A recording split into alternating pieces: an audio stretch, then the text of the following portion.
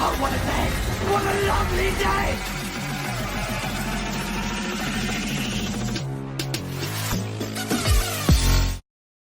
Welcome to Flat Earth Debate Uncut and After Show. I'm your host Nathan Oakley, and if you are new to this channel, or you've not done so already, then be sure to subscribe, hit the bell notification icon and join button if you'd like to become a Nathan Oakley 1980 channel member and keep up to date with the Flat Earth Debate. If you'd like to support the channel, there is a super chat that runs alongside each of these shows while they premiere. There's also a PayPal, Patreon and crypto link in the info box below the video. Speaking of Patreon, I'm going to do a quick shout out to all of you who do support me on Patreon. So a massive shout out of appreciation to Open-Minded, Reese Pound, Dal West Watson, Mike, Henrik86, Muted, Dick Earth Skeptic, theflatearthchannel.com, Chris Hillman, NA Literalist, Steve ALM, Maria Neelands, Unbelievable Productions, Blue Ridge Ranger, Rob H, Burn Flat Till My Stomach Is As Flat As the Earth, Nathan Thompson, The Real Gabster, Windrider, Missouri Bear, Liam Nedrick, Dank, Owen Jennisons, Abraham Mohammed, David Rakia Gafford, Naibai, Adrian Quintana, Skeptic936, Life is Short, Fireball X, Felix Hung, Texas Mike, Edwin Johnson, Kirsten Smith, Tina Baker, Alexander Main, and David Wayne Foster. So another massive shout out to all of you for supporting me on Patreon. I'm going to raise the mic on Discord and you can enjoy their dulcet tones while I set up for today's live show.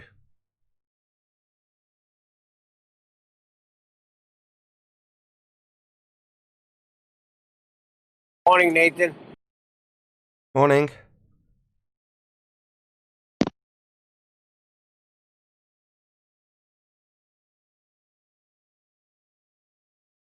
Hey, Righteous.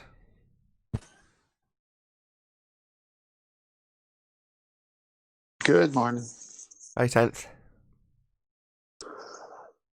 Congrats on the new subscribers. Yeah, 18k. Happy days.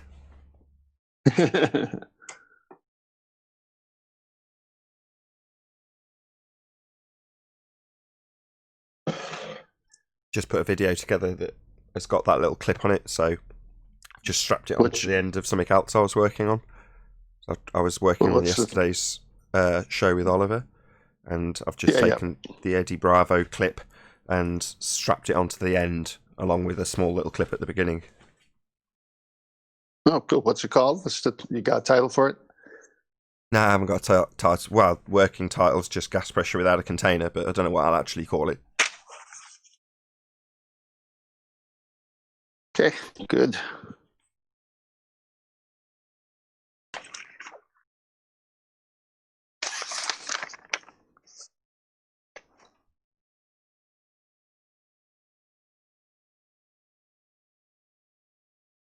Yeah, it's uploaded. Excellent.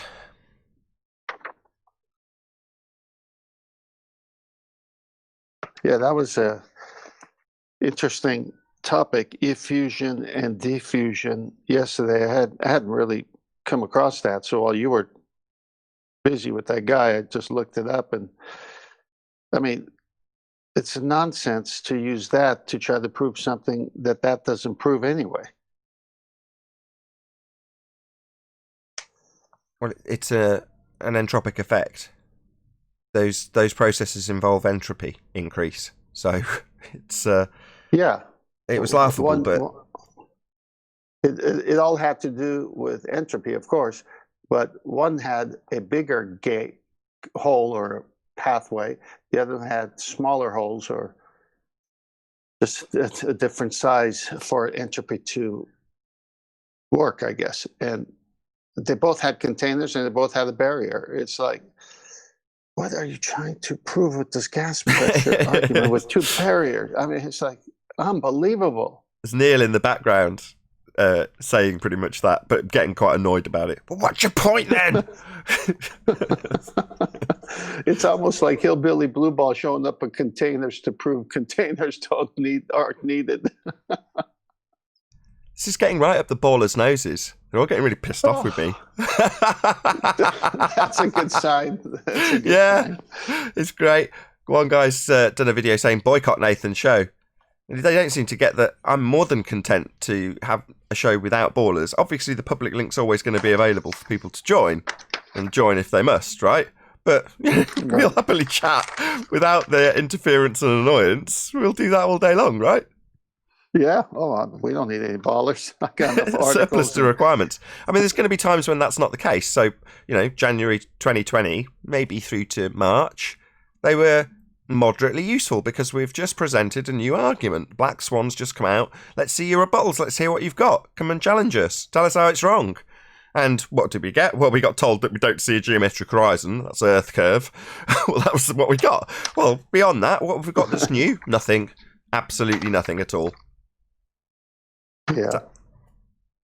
Which one of you's clicking while I'm talking, by the way? Might be me flipping pages.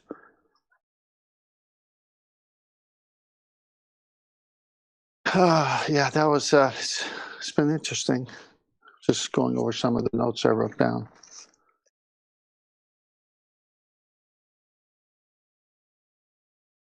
Yeah, I don't know when I'll release that, but I've trimmed it out. It's ended up being quite long, though. Like, considerably longer than I would hope for. I aim for about, 10 or 15 minutes. What is it, 23? 28. 28, wow. It's half a show. That's okay, 28's not bad. I don't know, I haven't decided whether or not I want to edit it down, which is why it isn't just released now. I have uploaded it, but I'm going to have to listen to it first and see if it's too long. Sometimes a 28-minute video will do quite well anyway. It doesn't necessarily mean it'll put people off because it's that little bit longer. So I don't know. We'll see how it goes. Well, if it's got traction right off the bat, meaning audience appeal, where this can be a good one. If someone feels that or says that based on the topic and the energy from the two sides debating it, then they'll stick around for the end. Right. It's going to get. I don't know what's left for these guys to debate. That's what I'm saying. They're not required at the moment. So the fact that they come and try their arm every so often, it's like more power to you. But it's not like I'm crying out for baller participants, right? I'm not putting out any appeals. So somebody's like, "Don't go on his show." Okay. Yeah, some of the best shows have been when they're not around, and we're just going over the housekeeping questions. They get very detailed and it's calm. It just makes for a good show. Or not. You'll get someone like Spurs or Babs on, and they'll be very, very confrontational. Even though they're playing the ball aside because they've come against the arguments and not failed, but haven't had a response for them. And then they've come and presented them to us with the same dogged determination that they've had them presented to them. And that often makes for a good show. Again, it's not necessarily the case that every show has to be a raging row with a baller trying to talk through every single rebuttal. That's not necessary. I mean, like I say, it's just not good for my blood pressure. I don't want that every show. But, if the impression is out there that I'm desperately crying out for ballers to join, wrong. Au contraire. No. Not at all. Yeah, it's not necessary. And they don't need to come. I won't miss them. But feel free. Like I say, it's a public show. There's a link in the description. It's always been there. It's been there since show one. So the show's public. If you want to join, if you feel so compelled, then feel free. But there's no pressure. Nobody's twisting anybody's arm, right? Yeah. But it's been the same cast of characters for so long. And then we had kind of a switch over. And now some of the original cast of characters are popping in now and then. Some have been blocked because of bad behavior and language and all that kind of stuff. And so, there's always the newbies that will come, and the old ones retired, stale arguments, just word salad. And taking the question is probably every single time on every single thing. The guy yesterday, I think it was, he finally admitted gravity. I mean, the thing had nothing to do with gravity, but he ended up there. It's like, what? You're always going to go to it, aren't you? Yeah, and he bleated about how unfair it was as he lost his argument and claimed it wasn't a debate. And you're like, this is great. You guys have got nothing but complaints about how unfair it is to lose to flat earthers. Oh, great. Yeah, you bleat for me. Yeah, they probably can't handle losing to a flat earther. It's an ego thing at that point. That's why I ask. How does it feel? How does it feel to have your ass handed to you by a flat earther? How does that feel?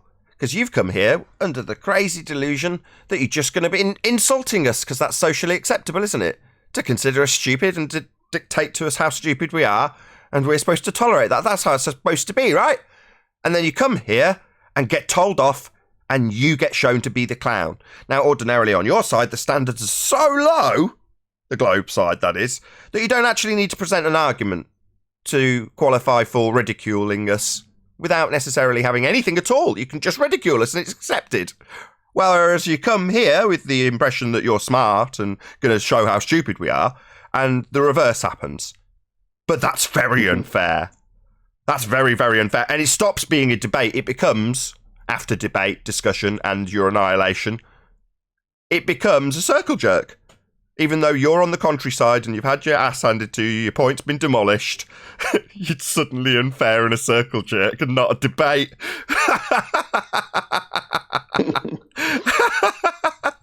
I love it. I love it so much.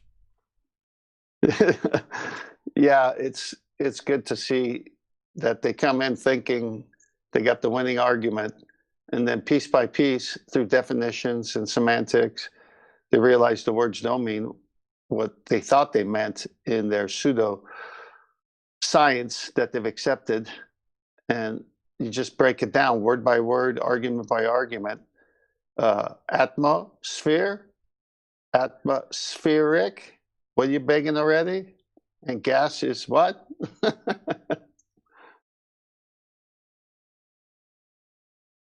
Yeah, the guy, I happened to be up quite late because the kids kept getting up, and in between shuffling babies around beds, I was watching my subscriptions feed, on the homepage rather, and a video pops up about me. I'm like, oh, there we go. Let's have a look at this. So I went in, premiering stream, 2 a.m. or whatever it was, and I go in, and within a few seconds, the guy's talking about entropy and how it's actually effusion. I'm like, this seems to be a common theme. I don't know what's going on here, but there's a common theme. Suddenly entropy's not entropy. Great. Anyway, this common theme's running through this guy's video, and he claims he's done an experiment, which I asked him about and got a laughable response about. If you step off a cliff, you will die. That was his IVDV. Anyway. Oh my gosh. In his video, he had a, quote, the gas will fill the space. He makes it clear how entropy will work with a vague understanding of the subject. I'm like, I'm not going to do this, I'm too lazy. But I was like, from the chat, I'll trim that out. What a great quote. Because these people will say these things. It really cheered me up, actually, because I'm like, really knackered, I'm knackered and backache and all the rest of it. And I'm sitting there, and then I go into this guy's chat, and I'm like, this just really cheered me up. How stupid these Globers. It really, really does make me smile. So I sat in there. After a little while, I'm like, I'm out of here. This is so stupid. But then, as soon as I'd said that, the guy in the video, because it's a premiere, he's obviously in the chat, chatting away to his own video like I would be. And he says experiment. I'm like, I can't go now. What experiment? What's the hypothesis? So he dragged him around with my short hairs for a little while and then left. Oh, wow. That's got to be I can imagine you're ready to go to bed and pops, video about me. I wonder what someone is saying. I mean, that doesn't. Yeah, well, there was 2 in a row, so it's fair enough. Simon Dunn's made yet another video about me, and I've been shouted at by Eddie Bravo. So my name's going around the circuit. Great, that's just what I need. Perfect. I'm happy as Larry. But like I say, one of the videos was saying boycott Nathan Oakley. I replied. I'm like, I sent my response to you actually, 10th man. I mean, you commented. I'm like, I'm not going anywhere. What are you talking about? You want me to go away? That's basically what you're saying. Okay. Well, that's not going to happen. And neither's Flat Earth. It's not going to just vanish. You've got too many anti-Flat Earth people. It's just never going to happen. But thanks for the advert. Meanwhile, I've gained about 500 subs from my Eddie Bravo shout-out. So you saying boycott my show to your 50 subs, it's not really going to do much. But there we go. Very amusing. Thanks for the advert. Oh, boy. This globe, man, they can't give it up.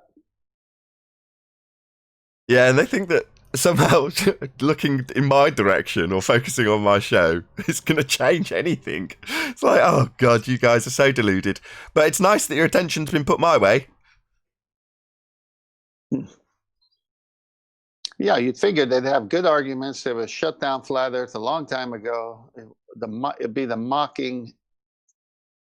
I mean, the mocking would still not end. It'd be so funny, except they've reversed the roles. They're the ones who are being mocked. They're the ones that are getting shut down with their foolish arguments of how gas behaves and all kinds of contradictory statements. And this is so much fun because I take the golden nuggets from the show. Of course, when I'm with people, I just throw a couple out, and I mean, they go in a tizzy. First, they're real strong globetards, even though they're normies. And then all of a sudden, I throw a good argument out there, and silence. What happened? I thought you had me. You've really got to look back at the first shows where it was purely ridicule in our direction, strength in numbers from the globe side of the argument. And essentially, that's just turned on its head. And I'm the one to be doing this, and I don't care. You know, if some people think I'm a bad guy for doing it, it's like, well, where have I learned all these techniques which are socially acceptable in terms of the way and the how I ridicule these fundies? Now, the only difference is the standard that I have to apply in order to get away with doing it. I've got to absolutely unequivocally demonstrate their argument being correct, have them almost admit it back to me, and then I can start ridiculing them for their demonstrated stupidity. That's the standard I have to meet. As I said earlier, for them, they don't even have to give an example. They can say a couple of word salad words, like P waves, S waves, you're a moron. Why don't you go kill yourself? That's the kind of standard it used to be back in 2014. Now that standard's no longer acceptable on YouTube. Those people get eradicated pretty quickly. There's been a few victims of that in more recent times because YouTube have tightened up their standards. They won't accept that. But the standard that I put out there is perfectly acceptable and dished out on their side to us in spades all day long. So I'm going to get away with it. I've figured that out. So that's what's going to happen. You're going to get exactly the same ridicule that you dish out to us, but with demonstrations by your own words and stupidity. And you're going to like it. You're going to suffer it, but you're going to like it. You're going to tolerate it. Let's put it that way. With time, you'll learn to like it. The people on our side are going to love it because they've all suffered it. So they're all cheering me on. Yeah, teabag that fundy fuck. That's what they're all telling me. So while you're bleating and moaning about how unfair it is, our side are just watching the same ridicule go in your direction, fundy globeheads, and they're loving it. Well, they came in for a battle that they thought they could win just by the fact of what the social construct is. Everyone believes around the globe, and they come in without the right armaments. Not that they even could come in with any armaments, but if you use it as a metaphor for war, here we are ready to go, all fit shape, all the arguments like guns are working, and they get blasted. They have no idea what happened. In a war metaphor, what they typically are used to doing is sitting in a bunker with loads and loads of hand grenades, and each hand grenade, they're told, this kills 100 men. So they throw it over the battle lines without even looking. It goes bang, and they go, 100 men dead. Right? That's their mentality. That's the equivalent of coming along with pure ridicule, no arguments, no understanding of anything. That's the base standard. Then when they actually come in, because they think, I've got all these hand grenades, I've got a big box, I'm carting it into this arena. Look at all these hand grenades I've got. And they get here and quickly have the hand grenades stripped off their back, and they're into hand-to-hand combat with a ninja.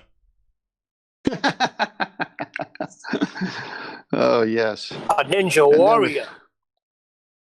Hey, Neil.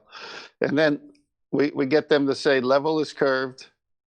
We do not see the geometric horizon. And the second law of thermodynamics doesn't apply to the Earth. And science doesn't prove things. And they leave out confessing all those things. Oh, my ninjas are fake videos has gone away. Chocolate was so shocked. There was this dude, right? Sorry to segue. The channel's called The Pink Man. And he makes videos about, like, prize fighting and things like that. But one of his videos was about the fakery of ninjas, the backstory and how it came to pass and how they're not real. But it's gone. He's deleted it.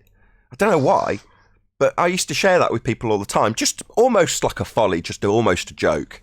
You know, people would mention ninjas in a chat, and I'd go, ninjas are fake, right? And they'd be like, ninjas aren't fake. And I'd share them the video, and he had good evidence too, right? I'm not saying I completely agree with him. It might be the case, might not, but it was very, very interesting that it put this out there that they were just completely fake and backed it with evidence. And I'm like, yeah, I'll share that with a few people. I like the idea, just because it's, like I say, it's a whimsical aside, isn't it? You do realise ninjas are fake. They're just made up. Yeah, when I was a kid, I used to watch all those ninja movies. They're flying 30 feet in the air and doing all kinds of things. It's great entertainment. I never believed it. Right, in the 70s. Yeah. Yeah, that's when that's where it all kicked off. Yeah, it was fun, man. It was like, oh, look at this. This is cool. By ninjas, I'm talking specifically about this idea of a black, masked, silent assassin. That's a ninja. That idea is just complete folly. As far as I say, this guy presented a very good case, and I couldn't do it myself. I couldn't represent his case. I didn't save his video. I didn't see it as that important. But now it's gone. I'm like, oh, God, I can't go back and go, well, what about this? What about this in the timeline? Where does this come from? Why isn't there any primary source evidence for this claim of this thousands of years ago? All that sort of stuff he'd presented, and I've got none of it. So now I've got to stop saying it because I can't back anything. And it was only tertiary anyway, hence I was more than content to share a YouTube video, which is pretty low standards, right? And just go, there you go. That's my evidence. Well, if you watch the movie, what was that? Once Upon a Time in Hollywood, takes a shot against the Bruce Lee legend. Fair enough. Or Wag the Dog. Well, You ever seen Wag the Dog? One scene. No, I never seen that. I think, was that Dustin Hoffman? Yeah. About the war? Yeah. Robert De Niro. Dustin Hoffman. It's also got that chick out of Spider-Man and Interview with the Vampire. Kirsten Dunst. Anyway, they basically put in the idea out there that the entire notion of war is a complete hoax, just fabricated by the media. That's the whole plot of the film. They just invent a war. Yes, I know the movie you're talking about now. Well, that's more reality these days than anything. They do invent wars. They cause them and pretend they were attacked. I heard the Bruce Lee family is coming against them with. It was just a small scene where Brad Pitt throws Bruce Lee into a car. Yeah, tragic family history. Well, there's a 30/30 special on ESPN called Be Water. His quote on water, as everyone knows. I watched it the other day. It was pretty good. I mean, I grew up watching Bruce Lee. I knew a guy who knew Bruce Lee because of my vicinity to one of his studios. The guy was in judo, and he went to Bruce Lee to learn, the other arts. And so, we all liked him. I never met him, but I loved his films and enjoyed the entertainment he offered through his, movie making. Yeah, but 10th man, if you're good with your hands, and I've seen it live, you could take a karate guy out, no problem. First-hand experience. I'm not saying Bruce Lee level. I don't think it was all legends. I think a lot of it is true. He lives, slept, breathed karate, martial arts, so yeah. But what they made him was, come on. Yeah, of course. He's built up to be almost superhero-like. Well, I mean, it's not worth watching unless you do a few things to make it exciting, right? But it doesn't mean that the base wasn't there. I mean, in the movie, it talks about how he was in the wrong crowd in Hong Kong, and his father sent him to the U.S. Because he was born in the U.S. and at 3 months he moved back to Hong Kong, and so he was just always getting in trouble as a kid, and his father sent him to the U.S. and this is where it all evolved for him. And he studied under Ip Man, and I watched the movies of Ip Man, IPMAN, and those were entertaining. I don't care how much of it is true, how much it isn't. It's just entertainment to me. Right. One thing one thing I noticed, a lot of the information about him, like even documentaries, seem to be from the mainstream. So I don't know if it's true or not. But one of the things I heard was that he had to slow down his punches for it to be registered on camera, because cameras are 34 frames per second, right? I think that's disinformation. I don't know if that's true or not. I think that's disinformation because a lot of the footage is actually the other way around. It's sped up. So I think that's probably a bit of disinformation just to convolute the fact that a lot of the footage is actually made faster. Right. So that's why I put the disclaimer out there. I was just curious. Yeah, I'm agreeing with you. But I think that, that, like you say, it's been put out there by mainstream, and you'll read those sorts of things that basically build up the man rather than highlight the awful truth that the footage is being sped up to make it seem a bit more pacey. Right. It's kind of ridiculous because you still got people living today that were his students, like Chuck Norris and Kareem Abdul-Jabbar and all these guys. There are people who are alive who were his students and his friends. So, that side you get the proper story usually, and they coincide. No one on that side seems to be saying something different. It's always someone outside of that group that says something different. Hey, I lost you. I just got back in. So, what were you talking about? Your Mercedes, how's it running? I'm actually in it now. It's running good so far. Thank God. Good. Go find a new Toyota. Yeah, I'm still looking. We're on a search for a car. But what I was saying is, listen, I'm not taking anything away from Bruce Lee. That guy was amazing. Fast like lightning. That you cannot take away. And he was doing MMA before there was MMA. He mixed a lot of combinations together and came out with that Chinese boxing. But could they have fabricated it? Of course. But he was still Bruce Lee. My gosh, can we stop every conspiracy? Next thing I know, I'm not eating wheat toast with peanut butter. No, Bruce Lee was Bruce Lee. I'm just saying. Come on. You know how it goes. Oh my gosh. If you watch this movie, you'll see. No, look, all of Hollywood was going to Bruce Lee and learning. That's not disputable. Everybody was going there to learn from him. That's a fact. James Coburn, Steve McQueen were at his funeral. He had so many clients. Yeah, Steve McQueen. Once you know Steve was there, you know it's legit. But again, it's nonsense. There's people living today that knew him, and they say a different story than all these conspiracies. So who cares? It doesn't put what is bread on my the conspiracy table. Anyway? I didn't even hear that. What is the conspiracy? That Bruce Lee wasn't Bruce Lee? I don't know. I thought you were doing the conspiracy there. No, I was just saying that. Do you want me to just fill you in?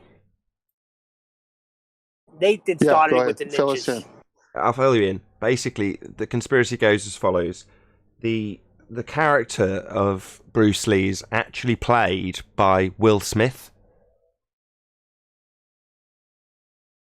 That's funny. Well, does fit the ninja outfit, Men in Black.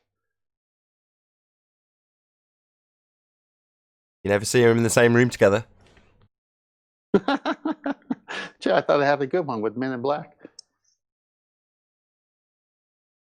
Joking aside, right, there's somebody I want to plug. So, Russian Vids. I love Russian Vids. Excellent YouTuber. But he always gets his channel shut down. He's very close to the bone, covers mainstream media subjects. Big no-no on YouTube. If there's something being, I like to call it a magic spell, but if there's a magic spell being cast in the media, you don't mess with it on YouTube. That's the rules, right? And he does. And unfortunately for Russian Vids, it means he loses his channel really frequently, which is a terrible shame, because it means he goes from having tens of thousands, or way back when, probably hundreds of thousands of subscribers, to now less than I have.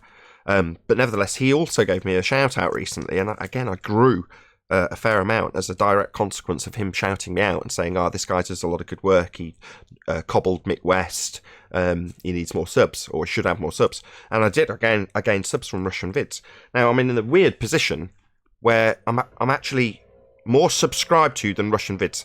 That's weird to say. But nevertheless, I want to do him a shout out, so I'm going to put a link in this Uncut and After Show to Russian Vid's latest channel. Go and check him out. Go and subscribe. He's probably been subscribed to by many of the people who are watching, and they don't realise that his channel's just vanished, and he's now got a new channel. So I'll put a link to Russian Vid to check him out. Excellent stuff.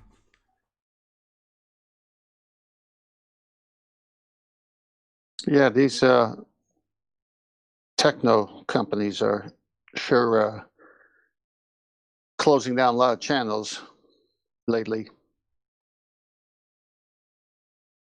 It's people breaking the rules. If you know what the rules on YouTube are, you should be okay. Now, don't get me wrong, there's been occasions where the rules have changed and I've thrown my dummy out the pram, but that's because I've understood that I've got to do something different, and that's annoying, right? But if you just go, well, sod them, then you lose your channel. It's fairly straightforward. So I tend to like to stay on the right side of the YouTube guidelines. I value my channel highly. It's taken a long time to build up, and you know, as much as it's in the eyes of many not a very big channel, to me it's mine. It's important. I've built it up. So the last thing I want to do is break some spurious rule accidentally or inadvertently, just because I don't know about it, and then lose my channel as a result. And I just don't want that.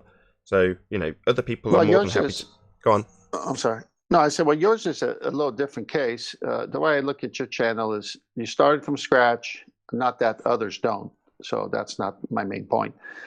And my main point on that statement is that you put a lot of work into it, and you're not frivolously going to do something stupid to lose it all. So exactly. That being said on that point, you're able to navigate the waters and still get your point across and stay within the rules.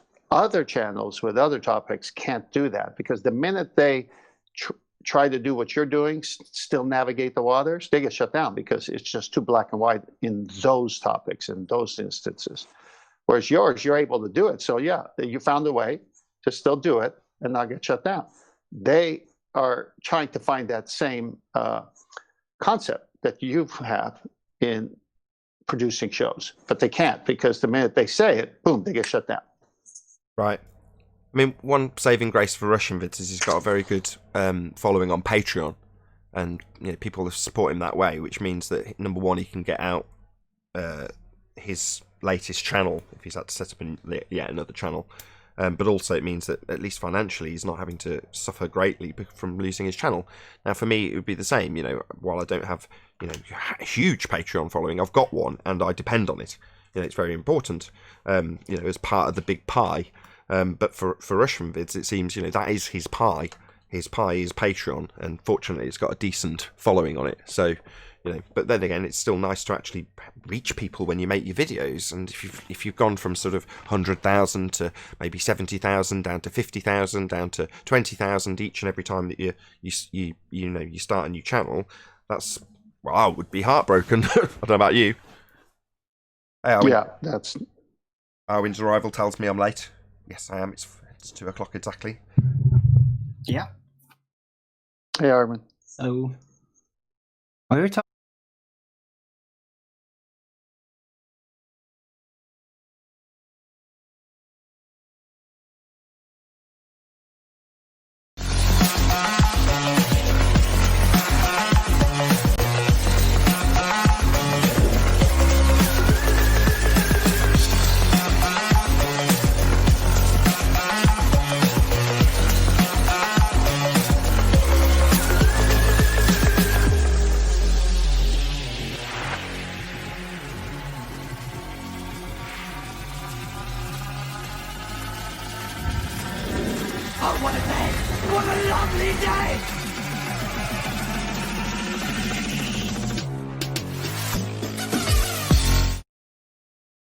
Welcome to Flat Earth Debate Live. I'm your host, Nathan Oakley, and if you are new to this channel, or you've not done so already, how dare you, then be sure to subscribe, hit the bell notification icon and join button if you'd like to become a Nathan Oakley 1980 channel member and keep up to date with the Flat Earth Debate. If you'd like to support the channel, there is a super chat that runs alongside each of these shows while they are live. There's also a PayPal, Patreon and crypto link in the info box below the video. Most importantly, if you'd like to join the discussion, simply mute the page you are currently watching, then click the link in the info box below this video to join the panel and express your views on the nature of Earth.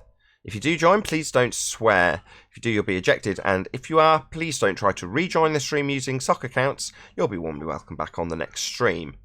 Please also share the show on social media. Sharing the show obviously increases the live audience, but this in turn increases the chances of a more diverse panel. So please share the show on Facebook and Twitter. And one last time, if you're new to the channel or you've not done so already, then be sure to subscribe, hit the bell notification icon and join button to keep up to date with the Flat Earth debate. Now we are joined by 10th Man, Arwin, Righteous Force, Chocolate Sane, and a whole bunch of people in Discord. So welcome one and all. Good afternoon. Good morning. Good morning.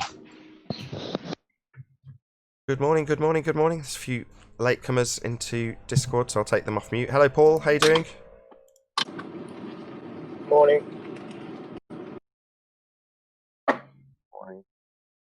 Morning. I keep losing my signal, so good morning. Yep. Try and keep yourself on mute, whoever and everybody, because lots of background noise is just irritating. Well, welcome one and all. How's it all going? Good. How's the weather over there? How's the weather? There's about 500 new people joined this channel in the last 24 hours, thanks to Eddie Bravo shouting me out. So, massive appreciation to Eddie Bravo for his shout out on Sam Tripoli's show. So, he was interviewing DITRH, and he said very specifically, love Nathan Oakley, that guy kicks ass, or words to that effect. And yeah, basically, thank you very much, Eddie Bravo. Really appreciate the shout out. And hello to everyone who's recently subscribed to the channel as a direct consequence of seeing him say he likes me and go and subscribe. So thank you very much to all of you who've just joined the channel. Where can we find that video? I've trimmed out a section of it. Eddie. It's on Sam Tripoli's channel. So that's I think the channel's called the Tinfoil Hat Sam Tripoli. I think that's the name of the channel. But it's on his second to most recent video, which is with Eddie Bravo. That's in the title. I can't remember the exact title of the video. I'd have to look it up. But yeah, check it out. It's on Sam Tripoli's channel. I'll trim out that little bit and strap it onto the end of one of the other videos that I've done. So yeah, so I'll put it out. That'll be the next little video. Although it's not... Little's probably not the right word because it's about 28 minutes long. But there we go. I'll strap it onto the end of that. Yeah, another big shout out. Thank you very much. And hello to everyone who's just subscribed. Any signs of Earth curvature? Geometric horizon, formerly known as Earth curvature? Not from Sam Tripoli's channel. What? Not from Eddie Bravo's training sessions. Axial rotation? Any signs of that? Hang on. Not from a flying kick from Bruce Lee. Axial rotation of the hip post variety. No axial rotation. Only Bruce Lee doing a roundhouse kick. That's the only axial rotation. Mind Smash did a video about not Eddie Bravo, he's his compadre, Joe Rogan, and it showed Joe Rogan doing a kick onto one of these machines that measures force, and he out-kicked some of the guys who are actually in the ring. I knew Joe Rogan was hard as nails, but I didn't know he was that hard as nails, if you know what I mean. No, he's lethal. Yeah, when I saw it, I was like, I don't know, I couldn't give you the pounds, feet, or whatever it is in force that he measured. But like I say, it was more than one of the guys who's currently in the ring competitively fighting. And Joe Rogan was giving a more severe kick. You're like, bloody hell, man, you're a monster. Anyway, just thought I'd mention that. Anyway, right, where were we? Any signs of axial rotation of the Earth-based variety? Nope. Unless you want to assume that the stars spinning around is a reason enough to assume that the Earth is a globe underneath it. Any evidence of the distance to the sun? Nope. Not at all. They don't even know what it is. We don't even know what it is. There's they can't even... and that's it. I'm sorry, everyone. No, I said if they can't even get their geometric horizon measured, which is right here in front of us, how are they going to get that one? Right here in front of us, or is a fixed distance based on observer height when in orthographic view in a model? Well, I'm kind of playing on words there because there's only one horizon. And as you say, apparent horizon is redundant. And one day it's here, the next day it's there. It's always moving based on the way the day holds between temperatures and visibility. So they're the ones telling us we live on a sphere. And if they had a sphere as our place of habitation, it would be a physical edge, physical curvature, and it wouldn't be moving around, boys. Yeah, it could be obscured, but it can be no more than 1.2 times the square root of the observer's height in feet when in the orthographic geometry that is Earth curve mathematics. Like this on screen. This is Muppet vision. You on the left, looking at a boat on the right. You never get this point of view. You never see the side of your own head, but that's how Earth curve maths excludes perspective, because the measurement for the boat and how much is being obscured by this claim of a physical edge getting in the way is going to be given you in feet and inches or meters. So they'll ask you on the globe side, why is, let's call it 20 feet of this boat missing? Well, 20 feet is 20 feet at this distance or at 1,000,000 miles, because you can draw a line between the two and write any value you like. Now, at that scale, that was probably about 3,000 miles. Well, you could actually write 3,000 on it if you like, because the boat, nice and big to make my point even better, is never going to change in actual size, feet and inches or meters. The angular size, however, does get smaller as you get further away from it, but they call that effect Earth curve, because they turn it side on to remove that aspect, i.e. perspective, things getting smaller with distance. But you don't see the side of your own head. That's why we call it Muppet vision. That Muppet vision is used in everything they do, from celestial navigation to this picture that you showed there. And you hear the statement from them, this could never happen on the flat Earth, or it's impossible for this to ever happen on a flat Earth. The only problem is it could only happen on the flat plane. But they use these images like begging the image, like begging the question, same thing. Yeah, we must see the world in an orthographic Muppet vision representation that excludes perspective, i.e. we must see it in our sphere-Earth geometric terms only. And if we remove the geometry that causes things to disappear according to our assertion in this model, then you can draw a straight line between target and observer that's never obstructed, because it's only obstruction that causes things to disappear. They never get too small to see. Therefore, you should be able to see New York from England, because it's never going to get too small to see, and the only thing that's stopping you seeing it is Earth curve getting in the way according to Earth curve geometry in side view, Muppet vision, orthographic representation where you see the side of your own head. Well, it's their biggest Achilles heel, because if they're going to show us these pictures, and once we as the panel, you and others who have contributed to deciphering what these pictures do, well, then they must show a physical geometric horizon based on the radius. And we can use these pictures against them. We can put an X where it's supposed to be, and it's never there.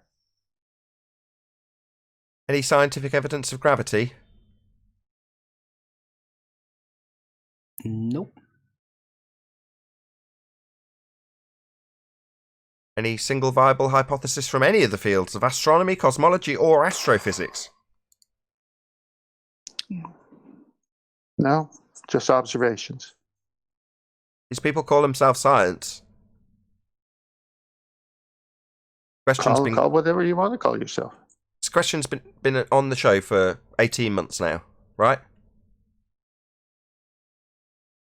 Yep. These people are still under the banner of science. Why aren't we getting any scientific hypothesis from any of these fields? Why isn't it coming our way? Because according to them, the minute we ask this pertinent question, they say, well, science doesn't prove things. I get paid anyway. Yeah. So what? I've got no science. Got a paycheck. What are you going to do about it? Or like that jackass yesterday. We called you 3 years ago science deniers. I've got chocolate and Stoggy. I'll go with chocolate because I had him first, but you can go next. How do you say your name? Staggerly. Sorry, chocolate. That's okay. Go ahead, chocolate. No, you're good. I was just saying that what we do is we ignore 3 years ago when we were telling all you flat earthers that you guys are science deniers. because we have all this science to prove the globe. We're going to ignore that. And in 2020, we tell you, no, science doesn't prove things. Matter of fact, we don't even need scientific method. That's how insignificant science is. We don't even need the method. Well, don't forget, chocolate is probabilistic belief now, remember? Probabilistic belief, bro. I'm mad. Right, Staggerly, go ahead. No, I was just going to say, you could be like that guy yesterday that thought natural law was science. Even having but he claimed he was a scientist, but didn't even know. Yeah. I'm glad we dwelled on this because go on, Chocolate. No, I was gonna say I wasn't here yesterday. Somebody yesterday said natural law is science. Yeah, I think his name was Brew. Brew. Did he name the scientific method that one of these natural laws, the experiment that one of these natural laws went through, or no? No, he obfuscated and rumpused. Yeah. Tactics. Gotcha. Yeah, tactics. I'm glad we've dwelled on this particular housekeeping question because it's important. As you've already got to the point I was going to get to at the end, Chocolate, because you're good like that, which is to say that we were challenged to provide science because they had the whole body of it behind their globe belief. Yeah, that was 2 or 3 years ago. Well, now we're at the stage where one of the housekeeping questions is provide us any hypothesis. Any. It doesn't have to even been gone through the method. It doesn't have to be validated. You don't have to give us the experiment. Just give us a valid hypothesis. That's all. Because you've got phenomena. So let's see you formulate a hypothesis that's valid. And we haven't had a single one because it's not science. So the turnaround has gone in many different ways. We've got the edge that we were asked to provide. Well, now they've not got a geometric sphere edge for a horizon. There's the science that we were challenged to give them. And they haven't got any science. They've got a whole bunch of pseudoscience. There's a whole list of them. You know, the dome. Well, hold on a second. Why are we being challenged to provide a dome when your sky vacuum stands in violation of natural law? We require a container. But yet you're demanding that we show you a glass dome like Simpsons showed. So, you know, all of these things have turned around in the period that I've been in this subject. Completely turned around on their head. And one of the things that I now want to turn around is the ridicule. It's socially acceptable to completely smear and ridicule Flat Earth and Flat Earthers. And the personal attacks, they're not justified or allowed anymore by YouTube. Their standards have been raised and it has to be across the board. But the general societal standard is that you can call a globe denier a moron without any argument attached. Now, the standards for us, we discussed this in the pre-show, the standards for us are much higher. For me to get away with calling somebody a clown and a moron is to have me rip their argument apart and pretty much have them admit themselves that their argument's nonsense and then call them a moron for their moronic nature and their moronic declarations. That's what I have to do to get away with that. But get away with it I will, and applauded for it I will be by our side while simultaneously told that I'm being unfair. It's a great day. It's a beautiful thing. So yeah, it's all turned on its head, Chocolate. You're absolutely right. You got to my point before I wanted to, but I'm glad you did, because exactly, where's all the body of science for the globe? Where did that go to? Why is it now the case that we're asking you for science and getting silence? Yep.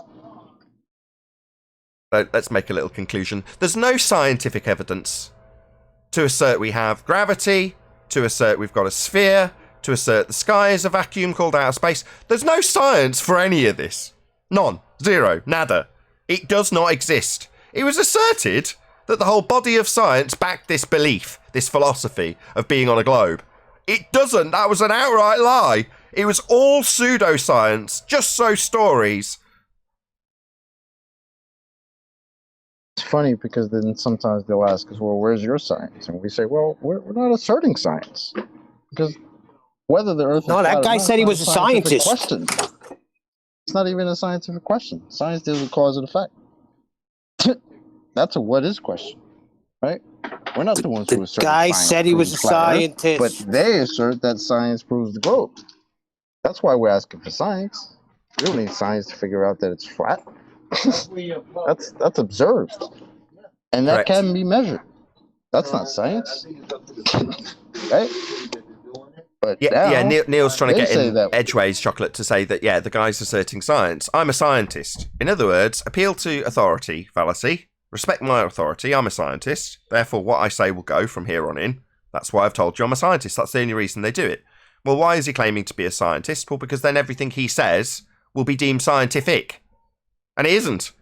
It's just an appeal to authority fallacy, because science is basically the adherence to the scientific method, and if you are adhering to that method, they don't actually label you a scientist either. They label you a researcher. The researcher will vary the independent variable and see if it causes the effect. That's how they describe it when you look at the definitions. The researcher. Now, don't get me wrong, I'm sure there's plenty of definitions that do say scientist, but that's what a scientist is, somebody who's applying that method. Outside of it, if you happen to have applied it at some point in your life, does that make you a scientist? Arguably, yes. But does that mean that what you're doing there and then when you declare that you are a scientist suddenly requires more validity being lent to it? No, of course not. But that's the magic. That's the words. Science. I'm a scientist. Oh, right, well, we must respect your authority then. We must stand under everything you say here then. No. So it's safe to say he was a pseudoscientist then. If you declare something as science, this is the problem with astrophysicists. They will declare quite boldly that what they're doing is science, or scientific, or they'll declare scientific vocabulary and vernacular when detailing something that they're doing, like experiment. That's a very abused word. Well, if you're contextually talking about science, and you're contextually using words like test, you are talking about a hypothesis test. That's what you are talking about. So it's very specific, narrow. It's the scientific method, the empirical method that will give you a truth, a result at the end, an empirical result, validating either your null, i.e. you didn't get it right, it didn't cause the effect, or your alternative, it did cause the effect, empirical. Well, the reason they want to hijack these words, the astrophysicists, is because they can observe phenomena, but then they can't carry out the rest of the method.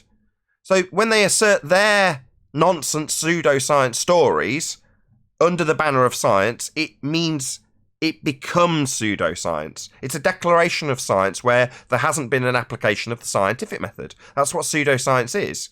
So while sometimes they don't necessarily directly tie one to the other, in the case of Michio Kaku, he actually declare how it isn't science. He'll openly and boldly laugh away at how it isn't science.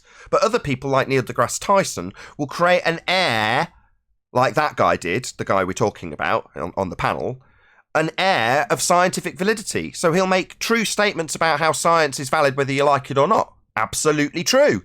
It's empirical. Doesn't matter if you like the result at the end of the experimentation. That's the result. Empirically validated. You've either validated your null or validated your alternative. You will do one or the other at the end of the test. Well, he'll state that overtly. Well, that leaves you with the impression that he, as a scientist, has the empirical answers when he talks about his just so stories about lights in the sky. And nothing could be closer to science. It's miles removed from science, even though he's created that persona, that impression, that everything he says is true whether you like it or not. Because science is true whether you like it or not. He just doesn't have any. So he's not overtly stating, when I declare that the sun is a burning ball of gas in a vacuum in violation of natural law, that's science. He doesn't actually say that overtly. He just creates this air around him, Neil deGrasse Tyson, that he is adhering to the scientific method in general terms, therefore a scientist, and everything he says goes when he makes up a bloody story. But yeah, to be more specific, Neil, and answer your question, pseudoscience is a non-adherence to the scientific method where declared as science. So you say, I've got science. The whole body of science proves we're on a sphere. Well, what's proving we're on a sphere? Look at my Earth curve maths. Well, that ultimately makes the Earth curve maths, by declaration of the claimant in that example, pseudoscience. It's claimed to be scientific. I've heard Mick West specifically say that. To me personally. No, it isn't. That makes it pseudoscience. Non-application of the scientific method, claimed to be science, is defined as pseudoscience.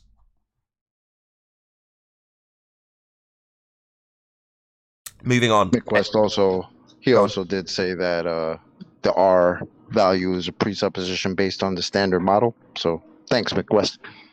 You and me are like on exactly the same frequency, So I was just about to ask about the R value, knowing full well where that would go, chocolate, and you've preempted it. So any evidence of the R value? No, Mick West. In their model. In their model. I got a question. Isn't Michio Kaku and Neil deGrasse Tyson, aren't they both astrophysicists? Yes, that's correct.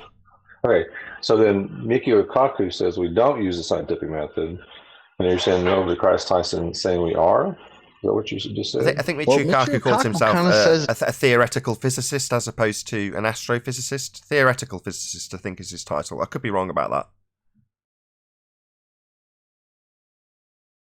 Yeah, Michio Kaku is a theoretical physicist. There you go. So what? Wordsmith pseudoscientist.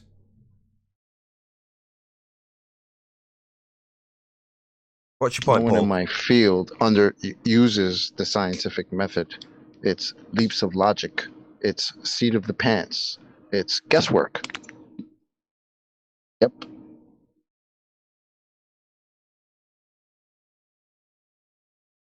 Did you have something to add to that, Paul, before I move on to molten iron cores?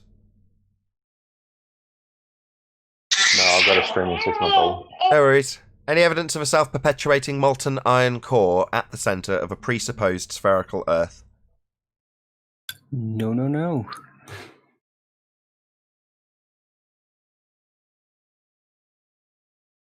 there's very little indication that there's nothing around. They don't really talk about it anymore a lot. What do they? Oh yeah, P waves, S waves, right? That's it. You got to get there quicker. Say it with more determination as well. No. P waves and F waves. That's how you got to say it. Not my argument. I know, but you often play baller. It's fun.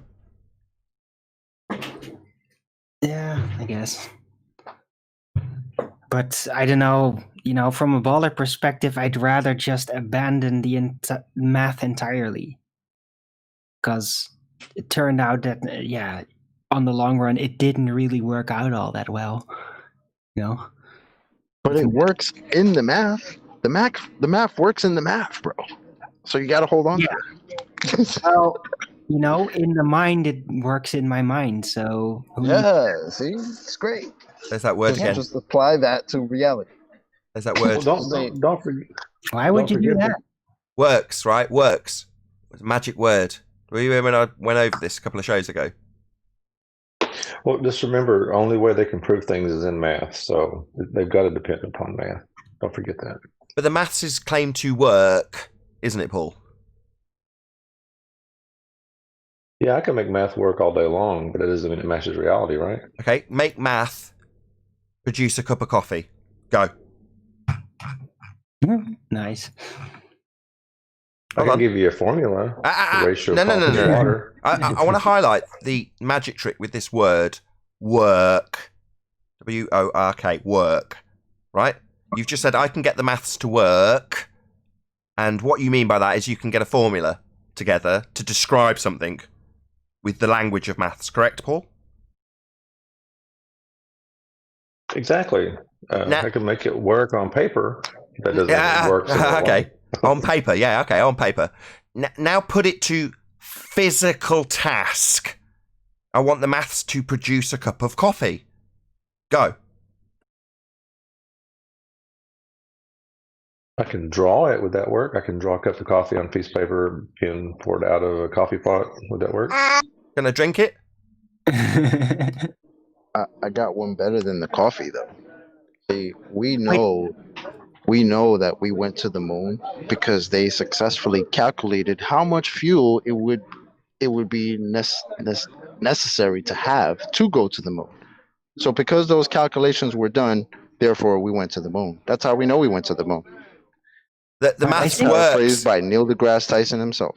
Perfect example. So that's an example of the maths works. So if I explain how the maths works, you are left with a description. Well, you can then visualize the description and reify it into existence. So you can have the idea of something physically pushing through the sky vacuum, working, burning fuel, doing physical work. based on the maths that's not doing any work. It's a magic trick. The word work is used to juxtapose the abstract with the physical. So, big fuel tanks doesn't mean we went to the moon? It's just maths. Oh, you don't even have to get to the fuel tank. Just do the math on the paper and you got it. Right, it's just a simulation of reality. And if Abstract. the simulation works out, then you just assume that you did it in reality. Precisely, Arwin. It's abstract. That's what maths is. So, again, what a turnaround. So, 2015, Red's rhetoric, math is reality, end quote. No, it isn't. Math is completely abstract. Can't put it to work.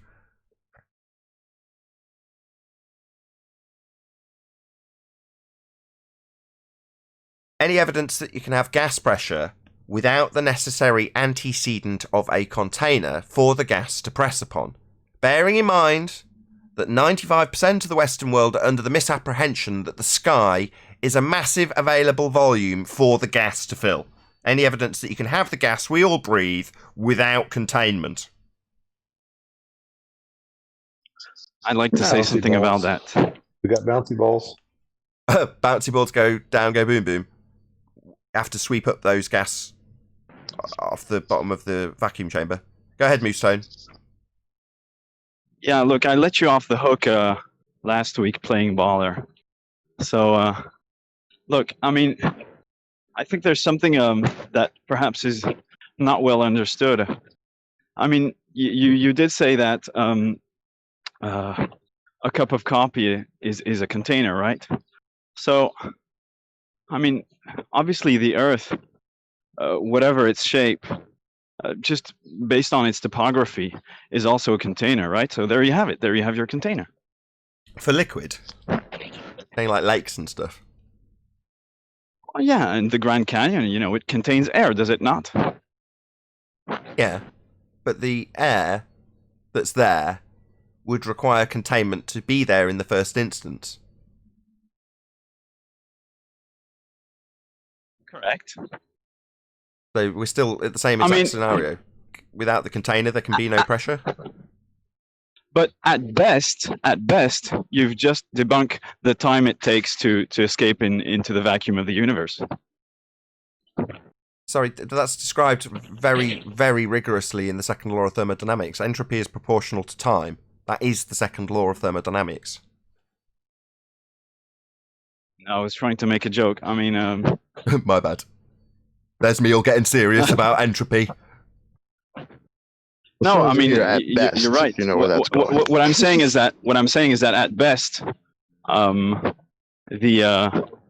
you know, it takes a few seconds or 10 minutes to escape completely into the vacuum of space. So instead of remaining there, if you got effusion or diffusion. Come on. Well, these entropy effects that seem to come up at the moment, I don't know why. Effusion is describing entropy increase. That's what the effect is. Same with diffusion.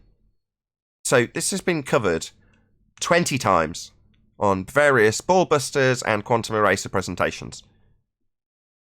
About entropy, specifically about entropy. But yet we're being told, no, that's diffusion. Oh, right, so what? Stuff fused, the same as diffusion but through a barrier, through a membrane. So what's the membrane that we've got? This magical gravity force is now a membrane. Yeah, it always was asserted as a special force field, but gas doesn't go down, go boom boom with an exclusive downward vector of gravity. It expands in all directions to fill the availability of volume it has to fill. And space is claimed to be a massive volume for the gas to fill. And fill it will, if it was real. It isn't, because we've got gas pressure. And to have the gas pressure in the example where, how long will it take for the gas to fill the availability of volume, i.e. outer space, if it was real? Well, it could take 10 minutes for all of the C to vaporise. Or I would say, it would take a couple of seconds for it to all vaporise and disappear into space. However, that scenario would first require a means of gathering up the gas pressure to then release it. I.e., to have this scenario, we'd have to have a massive container and then remove the container and release it into a hypothetical sky vacuum. Now, the fact that there is no container on the heliocentric model, it's just completely available space for gas to fill, is the violation of natural law that debunks the idea we have a sky vacuum, because we wouldn't be breathing. We've never had the scenario where we've got containment to form gas pressure to then argue about how long it would take to fill a sky vacuum at 10 to the minus 17 torr. Yeah, it would be instantaneous, but we'd never actually achieve gas pressure because in the scenario that is the heliocentric world, there is no containment whatsoever. So you'd never achieve gas pressure in the first place. There is one. There is one. Earth. Gravity. I just told you. Don't you understand? What was it you told me? There is a container, Earth. He said Earth. Earth? That's not a container. Their argument of a presupposed spherical Earth. If a cup of coffee is a container, then Earth is also a container. For liquid. Yeah, but gas the doesn't cup behave like that. containing the coffee, which is liquid. Hold on, right. Chuck. No. The cup of coffee is in the container of the world, and therefore things work as they do. Because it is all contained. That's true. Yeah, in other words, Arwen's saying without the container, the bloody coffee would vaporize. But the point is that we're describing liquids. You're using a false analogy, a false equivalence rather, because gas is unbonded and liquid's bonded. So you can sit liquid in these lakes, but like Arwen's just said, the lakes wouldn't be there if the sky was a vacuum. The whole bloody thing would vaporize. Are you saying that a cup of coffee cannot contain air? The liquid that is coffee isn't air, though, is it? You might have bubbles in the froth if you're making a cappuccino, suspended within the solid that is foam.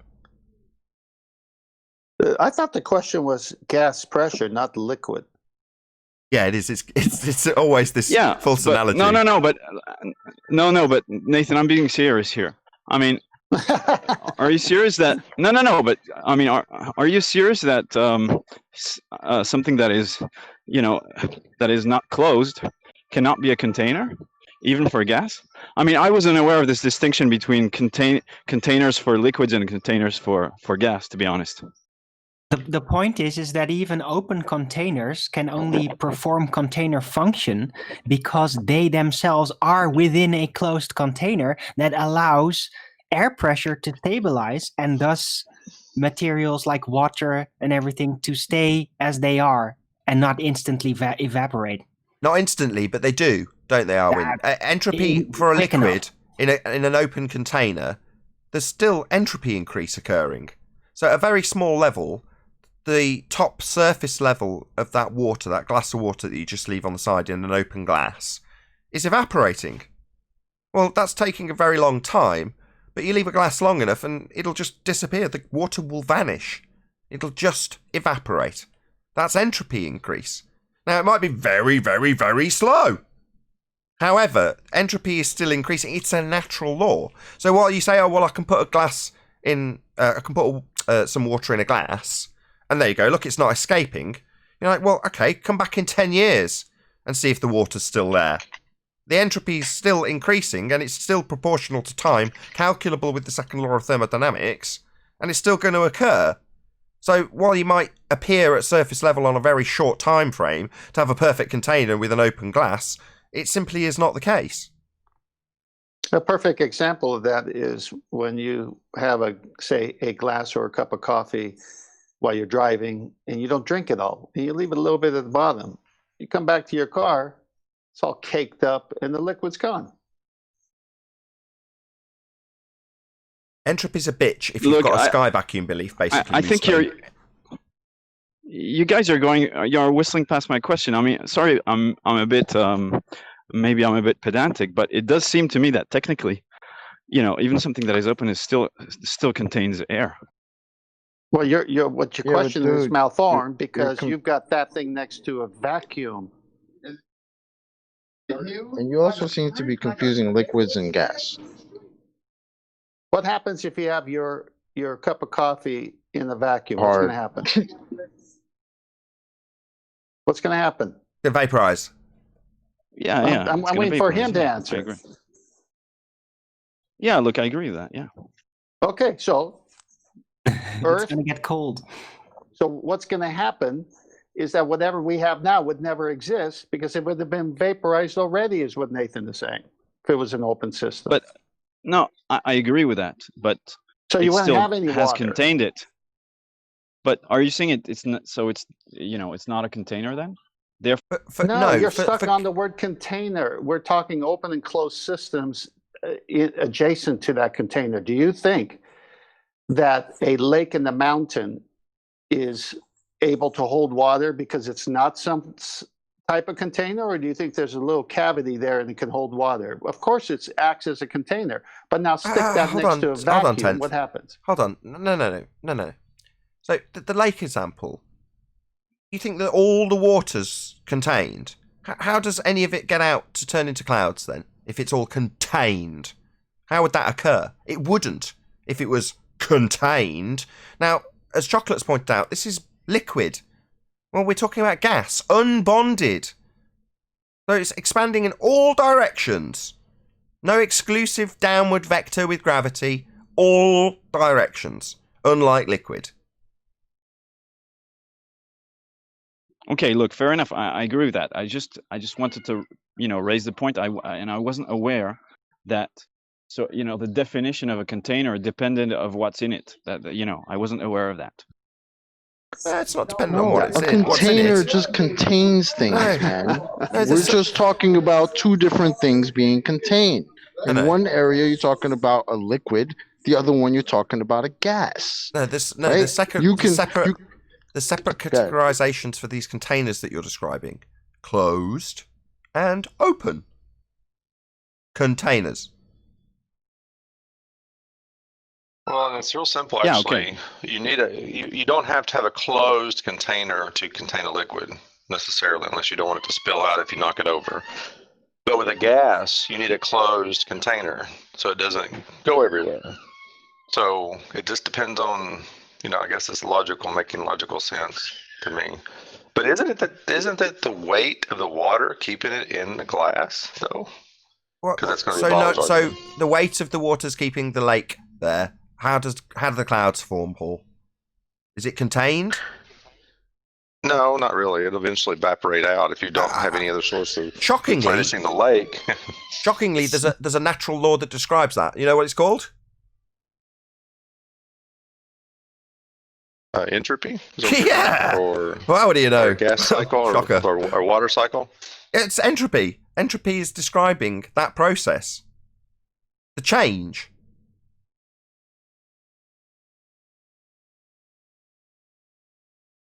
However, as I said, this is just open or closed systems. How they will interact with their environment is dependent on whether or not it's open or closed. So for a liquid, the same principle applies over a longer period of time, in this instance when we're describing water. The same principle could be applied to a very heavy inert gas. So in the same way as the water example, even though we're talking now about an unbonded gas, so the effect will be far faster, the effect is exactly the same. How the entropy affects the sulfur hexafluoride in a fish tank is similar in terms of how it's actually escaping to how the water, although it's going through a phase change, is also escaping its open container. Now, with the sulfur hexafluoride, it doesn't have to change state. It's completely unbonded. So other particles can get underneath and in between all of the sulfur hexafluoride. And over time, it will just dissipate to fill whatever volume it has because it's unbonded.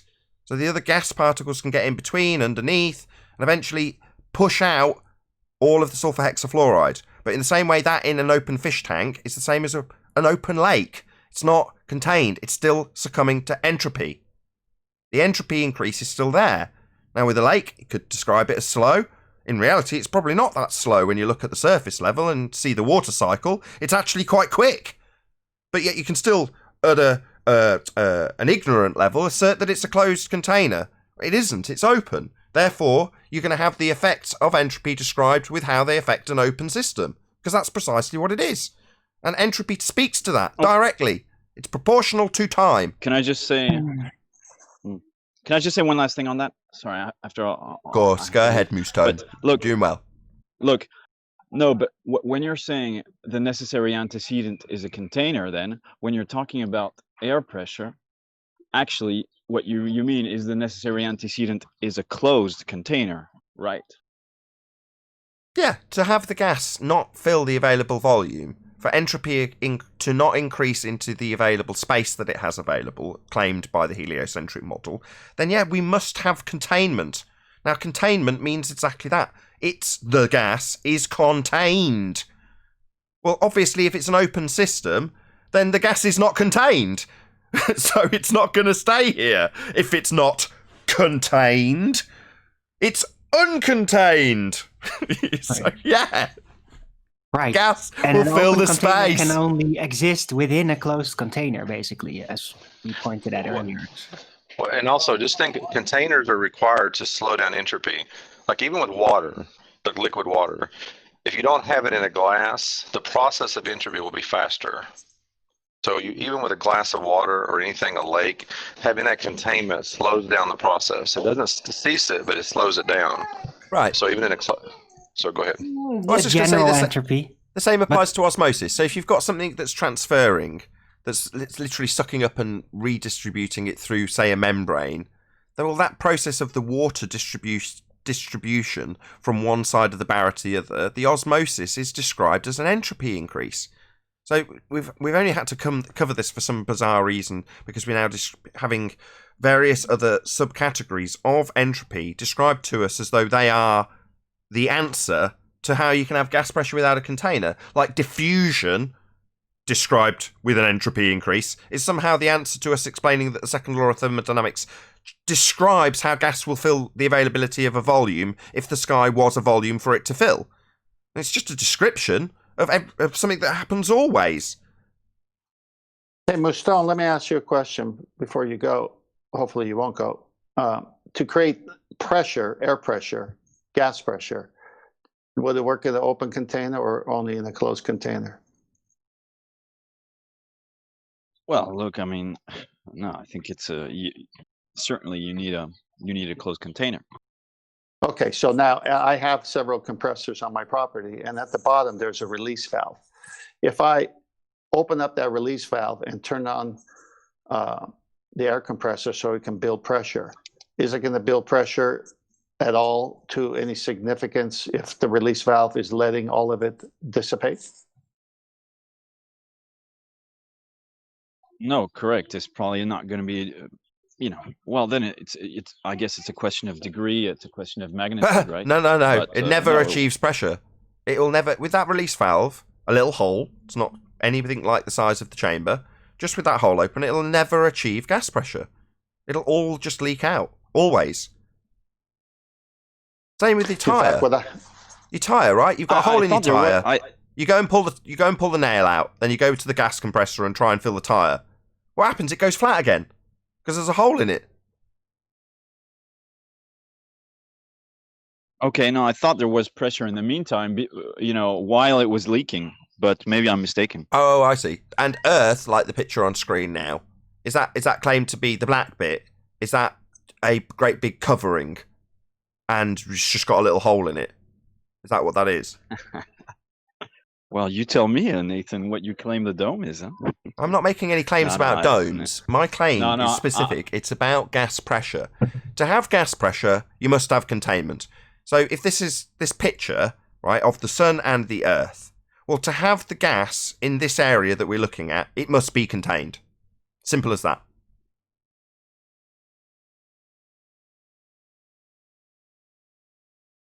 Yes. If the black area, however, was a 10 to the minus 17 torr vacuum, this gas that we're breathing would immediately evacuate into the area available to it. So this area, this black bit, is not a vacuum. It's just that simple. Outer space is fake. The sky is not a vacuum. I would also say try not to get confused by people like what's his face, the blue marble hillbilly redneck, who claims to prove gas pressure without a container using two containers. That's kind of not the point. So he kind of debunked himself by using 2 containers and asserting that that's somehow gas pressure without one, because he's got 2 in the video. And then we'll assert that a pipe, even though it might be an open pipe, is not a container. Yeah, but chocolate. Yeah, but chocolate. He got a like on that video from Danny He Faulkner. got a like from Danny Faulkner. Yeah, a PhD asserts that as his proof of gas pressure without a container. A video with 2 containers. I'm just trying to anticipate what kind of arguments they might come up with in the future, that's all. Oh, we got top 3. We know exactly what their arguments are. We've just had number 2. Chocolate's just given a former number 1, might I add, down 1 at number 2, with Hillbilly Blue Balls, the redneck retard, Blue Marble Science, his claim that you can have gas pressure without a container by way of a demonstration with 2 containers. You know, we've also got natural law doesn't apply. That's the Rumpus's effort at number 3. But top of the pops, used by the guy yesterday, and I believe you, by way of devil's advocate, is to assert that gas is no longer gas. It's actually behaving like a bonded liquid, in your example. Or, in the case of Thunderfoot Clown, behaving like a solid bonded bouncy ball. Go down, go boom boom. So when that's presented in an argument like it was by the guy yesterday, you end up with a scenario where you have the most powerful vacuum you can imagine, because it doesn't really exist, there is no space. But what they claim is the most powerful vacuum there is, 10 to the minus 17 torr outer space sky vacuum, with gas going down, go boom boom, needing sweeping up. That's the preposterous nature of asserting that gas behaviour is the same as solid behaviour, or in your case, liquid behaviour. It's not. It's unbonded, it expands in all directions, it doesn't exclusively have a downward vector with this weight invoking gravity. But that's what they do to make their fundamentalist sky vacuum belief work. They just violate natural law, or claim that you can have gas pressure without a container when they're demonstrating it with 2 containers, or fundamentally change the nature of gas into solid. Or liquid, in your case. Hey, Quantum Eraser. Yeah. Okay. Well, I mean, don't forget the argument I said last week, which was, by the time it escapes, new gas has been created on Earth, etc., etc. And so, it takes time to diffuse. So, in the gas compressor example that 10th Man gave, you're saying that the gas compressor's got enough of a motor to just continually produce gas at such a rate that it overwhelms the valve and does create gas pressure, correct? Like we're living on a giant fan. Yeah. Exactly. Are you saying exactly like, yeah, that's completely the case? Actually, Earth is like a giant tire with just a little hole in it. No, I actually heard that. I actually heard that argument. I heard that argument from Ballers saying, by the time, of course, it's an open system and gas is escaping, but by the time it escapes, a new gas has been created at ground level. So the scenario is, you imagine a vacuum, and they open a real vacuum, like they create one here on Earth. They open the door and all the air rushes in, right? At that rate, with a vacuum that's nowhere near as intense as they claim the sky vacuum out of space is. Nevertheless, all the gas instantaneously rushes into the vacuum if they open the door, hypothetically speaking. Now, you're saying that, like in this picture here where I've got a tree behind me and Patricia Steer, you're saying that the trees are pumping out gas at a rate that can overwhelm a vacuum and the gas that we're breathing filling that vacuum, bearing in mind that the sky vacuum is claimed to be basically infinite. An infinite amount of space for the gas to fill is going to be compensated by this and these trees that are pumping out gas at a rate of knots to overwhelm that effect. Is that what you're saying? I've actually heard a public debate, with real people on a panel, with Globers actually arguing that. Real idiots. Yeah. That's so ridiculous. The amount of force that is exerted by the gas trying to expand within the volume of the container is in a linear way tied into the actual volume of where the thing it's supposed to be expanding in. So it's imaginable amounts of forces. To even suggest that it's possible is so absurd. That argument is not that far off, because I gotta say have something. coworkers who have actually given me that same argument. Yeah, but the Earth is producing so much gas that it just fills it up. Yeah. As it's escaping at the same time. Yep. I'm going to get in here some way. Yeah. Now, I've had a tire with a very small pinhole leak, and I could drive it, say, for a week, and then it just really goes low, so I got to fill it up until I get it patched up. However, they're saying all that black stuff that Nathan showed in the picture, that 10 to the minus 17 torr, all that black stuff next to Earth is that leak, meaning it's not small, right? And so if I heard a show with ballers would say more is being produced and less is going out, I just show them that picture and say, you mean this 10 to the minus 17 torr, this all infinite open area, you're calling a small pinhole leak? Time to laugh.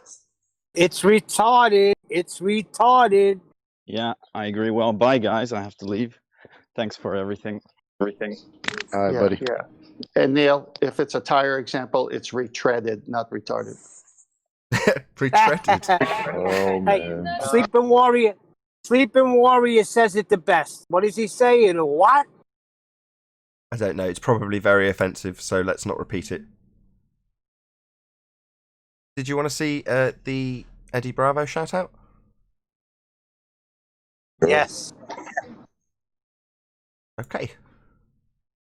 Earth proof. I watch Nathan Oakley. You should follow him on YouTube. Nathan Oakley 1980 is his YouTube channel. I love that guy. He's awesome. He crushes. Yeah. He's got he broke down the whole black swan proof. Can you explain the black swan proof? And do you have a picture of that? Like I have a picture inside of a video. So can you explain that? This is huge. This is huge.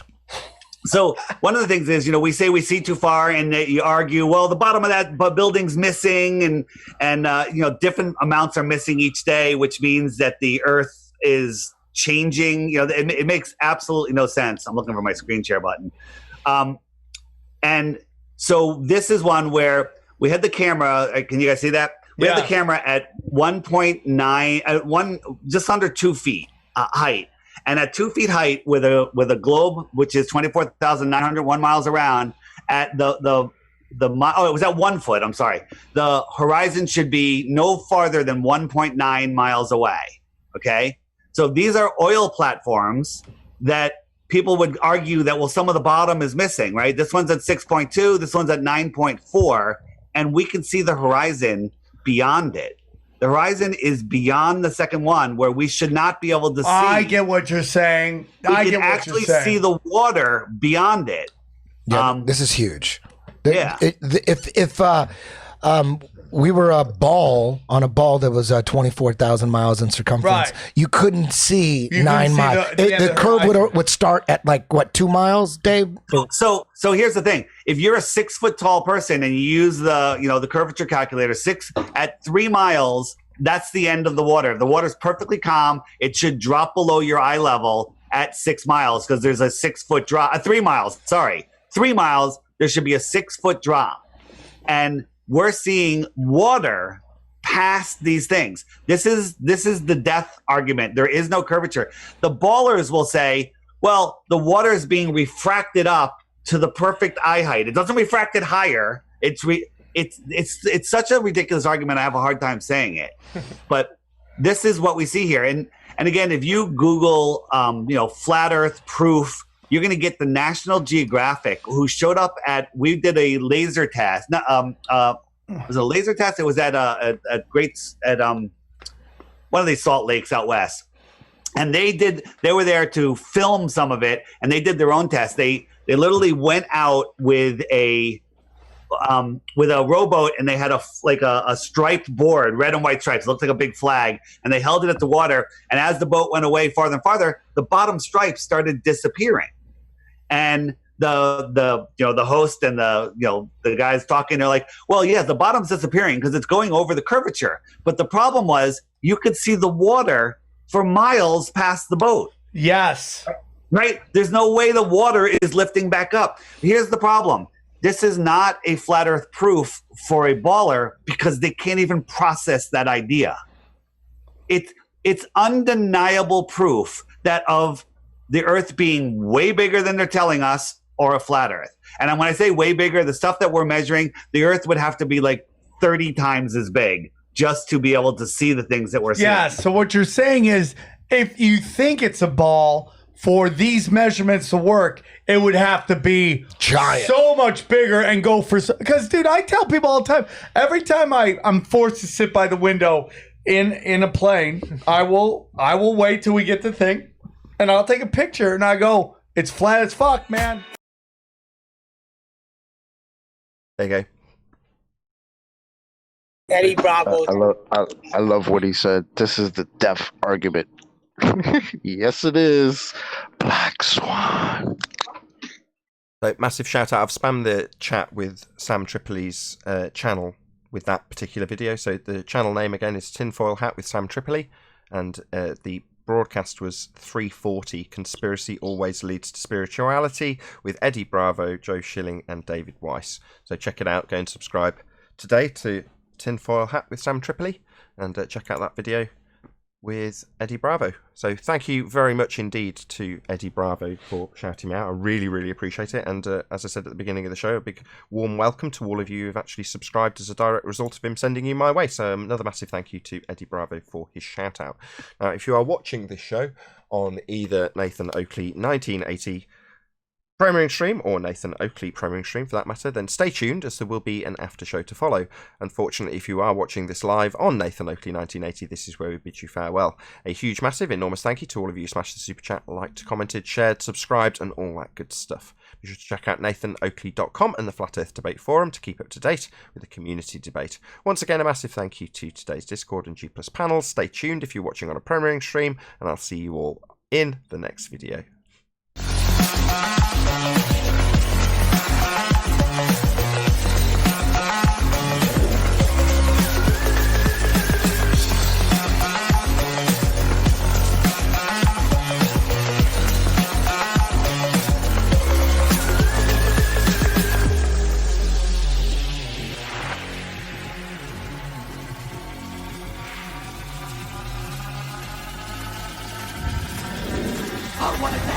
What a lovely day!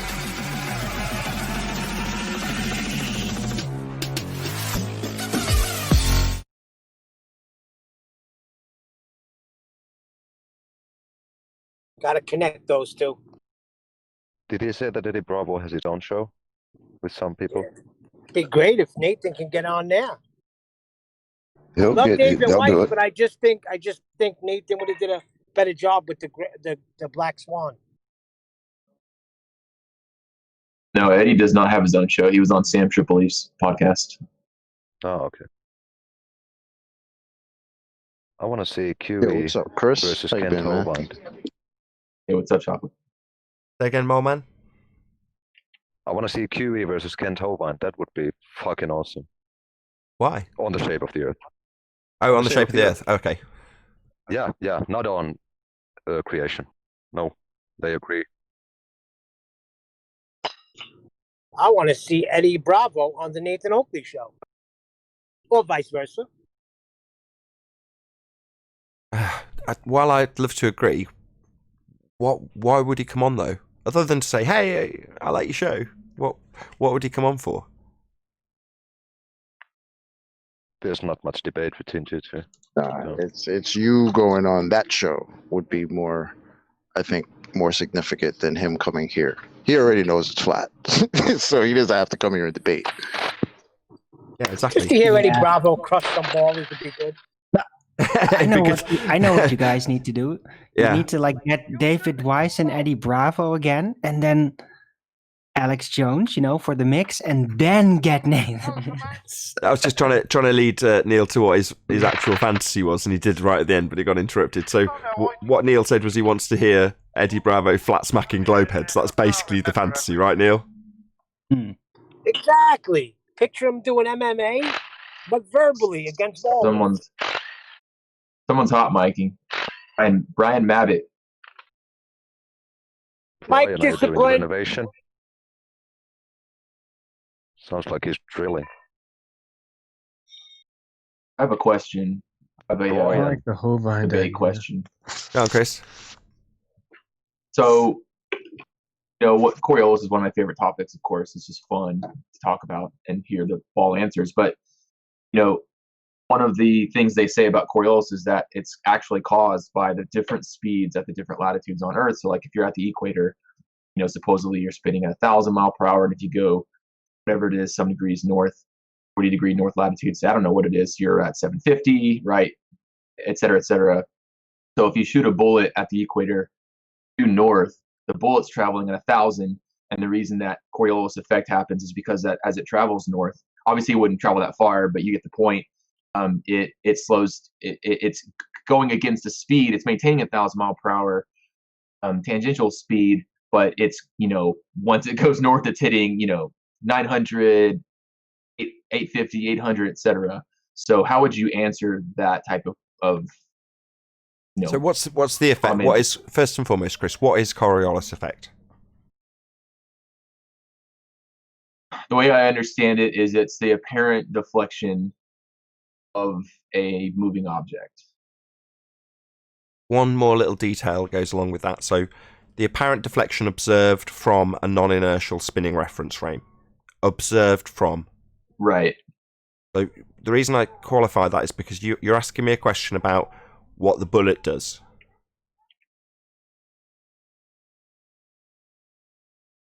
What the bullet does is irrelevant, because what you're going to observe, if you're detailing Coriolis, is a not actual deflection. So when you describe what the bullet's doing, it's like that's almost erroneous. It's not really that relevant, because what you're going to actually describe when you're detailing Coriolis effect is you looking at the bullet and seeing it seem to curve, not actual deflection. But that observation of seeming to curve, that's the Coriolis bit. Well, when I detail how I see that bullet seem to curve, there's no qualification needed in terms of what the bullet's doing in relation to the ground, because that's not Coriolis effect. It's only my observation of it seeming to curve that's relevant. Do you follow? Honestly, I really think that this topic has become really extremely obfuscated from the globe side, right? They're constantly changing position, changing answer. Sometimes the atmosphere spins, which means that there would be no Coriolis effect. Sometimes it doesn't, which means there would. So honestly, I really have kind of gotten confused by what's true and what isn't on this topic. That's their goal, is to confuse you. Because they'll keep you talking about the projectile. That's why they'll say things like, oh, conservation of momentum, right? Exactly. But Nathan's telling you it does not matter what the projectile is doing. It could be fixed, like a lamppost, like he likes to use, right? But it also could be moving. But regardless of what it's doing, you only see that apparent deviation because you are in a non-inertial moving reference frame. So you're moving. So the thing, whether it's moving or not, appears to deviate. That's it. That's the Coriolis. It's just an observation from that non-inertial reference frame. That's it. Right. So you're saying, like, if you were in a helicopter above the person shooting, then when they shoot the bullet in the helicopter, from that frame of reference, you will see the bullet just go straight. From their frame of reference, because they're on the ground, they would see it deviate. It's claimed that because they're spinning underneath the helicopter and the bullet fired from the helicopter, that when they look up at the helicopter and the bullet fired from the helicopter, that what you will observe is claimed to be an apparent deviation of the bullet and the helicopter. So you look up at the helicopter and go, oh, you know what? That helicopter looks like it's drifting away from me. In reality, because I'm on the mic, on the walkie-talkie to the guy in the helicopter, he's just hovering, keeping nice and still so we can get the guy to fire the bullet. But from my position, it looks like he's drifting away from me. Well, that, from my position, it looks like he's drifting away from me, looks like, because he's actually hovering, is because I'm spinning underneath. Now, when you understand that bit of the Coriolis effect, which is to say every single description that involves Coriolis will always be from a spinning reference frame. When they start detailing what the bullet does and how it's conserving momentum, you can stop them in their tracks and go, this is nothing to do with Coriolis, because we're no longer talking about what I observed from a spinning reference frame. Also, the same applies if you understand the argument in terms of how it's detailed from the spinning reference frame. As soon as they start making assertions that Earth and atmosphere travel as one, then you're no longer observing something not in your non-inertial spinning reference frame, therefore no Coriolis. Now, you already identified that, but where you're close but not no cigar is where you're being allowed to be led by them to talk about the projectile. Chocolate just detailed this really well. When in reality, it's only ever going to be what goes into your eyes and how you describe it, seeming to curve, always from you on a spinning platform. So if they try and get around it being spinning, but not having the effect because it's all travelling together, that's bullshit, because you can't have gas velcro to the earth, it's unbonded. Same reason you can't have it go down, go boom, boom, need sweeping up. But ultimately speaking, that won't give you a Coriolis effect from the spinning reference frame. If it's all travelling together, you don't have Coriolis effect. So you've got them by the balls when you can always tie them back to what Coriolis effect actually is. You observing something because you spin underneath. And if you can keep bringing them back to that, you then can eventually have, okay, yeah, I understand. Coriolis has got to be you spinning underneath stuff. Right, well then that would shorten flight times if I'm spinning underneath them. So you've got to get them to the stage, or this is just me revealing my MO in terms of how I do it. I want to lead them to the stage where they absolutely unequivocally accept that to have Coriolis, you're going to be spinning underneath something. Me, I'm looking at something while I spin underneath it. So I just say, right, so I'm spinning underneath that aeroplane, seeing it seem to curve for this assertion to Coriolis to work on a spinning Earth. I'm looking up at a plane, seeing it seem to curve, or looking up at a football that's been kicked off the ground, seeing it seem to curve. Well, that shortens flight times. So as long as you can tie them to the causes of Coriolis effect, and that's you spinning underneath and observing and not actual deflection, then you've got you tied to being, in their claim, spinning underneath. So Earth spinning underneath a plane then. And then from there you can point out, well, that would shorten flight times. And that's why they use the little decoy of, oh, because you either turn north or turn south, and that somehow changes the times or the speeds that you're moving at. But they're negating the cause of you seeing that deviation in the first place, is that the Earth that you're on is spinning underneath these objects. That's just a decoy when they tell you, oh, it's a north latitude, south. That it doesn't matter. The Earth is always spinning in their model. So there's not going to be a point where it's not spinning because they're somewhere, and then all of a sudden they look and now it starts spinning because they turn in a certain direction. That makes no sense. The cause of it is the Earth rotating underneath the inertial reference frame that's not spinning with it. What they've done with the bullet, and I know QE's here, he could add to it if he'd like, is they're obfuscating what actually snipers and sharpshooters do, because you have north, south, east, west winds. You just don't have north and south. And so they already know all the tables because of all the drills they've done in testing and information gathering. The temperature of the air, the gunpowder grain count, the caliber, all these things are reasons for fall rate as it's losing velocity from where you shot it. I have a gun range here. I've had people who, or law enforcement come here, all kinds of people come here. I ask this question to them. No one ever accounts Coriolis for the bullet, but the ballers like to go there. And what's great about it is when they do, it's a simple question. Is the bullet in the air shorter time than a helicopter hovering for an hour? And we know the answer is obvious. Great. And if Earth is spinning underneath to cause Coriolis of the bullet, then it's got to spin underneath to cause Coriolis for the helicopter. They're dead right there. It's a false equivalence. That's not how bullets work. It's just fall rate, temperature, and the loss of velocity. And it's simple. Can I give you a little mantra, Chris? Just to cement this in your mind. So when they make the assertion that the proof of Earth spinning is 15 degrees an hour, it's one of those little, bit like P waves and S waves, that just spout it out. 15 degrees an hour, right, Chris? Right. 15 degrees an hour claimed to be the Earth rotating underneath at 15 degrees an hour. Fixed frame of a gyro or pendulum, Earth rotating underneath at 15 degrees an hour. But they don't say the Earth rotating underneath. They just say 15 degrees an hour. Deviation in a gyro. What's the deviation? Well, that's Coriolis effect. So their claim is that you've got Earth rotating underneath an inertial reference frame, demonstrated in the fixed frame of the gyroscope or pendulum.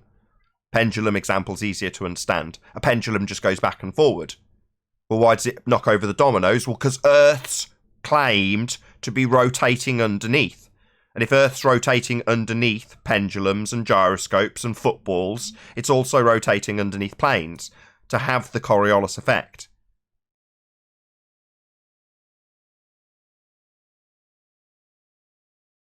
And it Right. doesn't. Yeah, I get all that. And I agree. I just think that, like I said earlier, it's just it muddy the waters, right? And when I see things like on this site, it says talking about Coriolis effect. It says it's a pretty weird phenomenon, but the cause is simple. Different parts of the Earth move at different speeds, and again, that's where it's sort of that's the incorrect. obfuscation comes in, right? Because that's incorrect.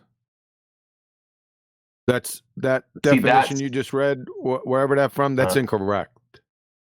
Scijinx.gov. Yeah, that's incorrect. That's wrong. See, what has different speeds? Okay, what has different speeds? Earth has different speeds depending on the latitude that you're at, supposedly. We're not talking about the Earth. We're talking about the projectile or whatever's in the air. What does that have to do with anything? So they say that, like, again, just to use simple example, if you're at the equator, supposedly going around 1,000 miles per hour, and you shoot a projectile north, it's going to maintain that 1,000 miles per hour due to conservation of momentum, supposedly.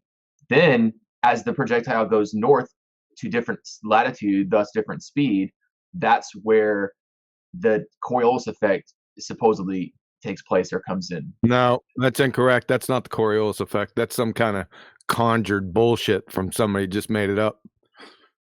It's not. All the Coriolis effect, it doesn't depend on directions. It doesn't depend on speed. It requires a non-inertial rotating reference frame and an inertial reference frame. No speeds, no directions, no gummy bears, no friggin' loaves of bread. Nothing but that. Direction has nothing to do with the Coriolis effect. Speed has nothing to do with the Coriolis effect. As long as you have the non-inertial and inertial reference frames, that's all you need. And the object moving from the non-inertial reference frame into the inertial reference frame, it's only a sight gag. There's no force there. That thing's going straight, right? But it appears to curve because you are rotating in the non-inertial reference frame. It's a sight gag. That's all it is. There's no force. All their math with their frigging forces is horse shit. It makes no sense whatsoever. It's a belly laugher. Virus says they don't understand Coriolis in chat. Virus, do you want to speak up and comment on that? Can I ask why they're just allowed to if you say have my the name Earth right. rotate at 1,000 miles an hour? Hold on, Neil. Just 1 second. Sorry.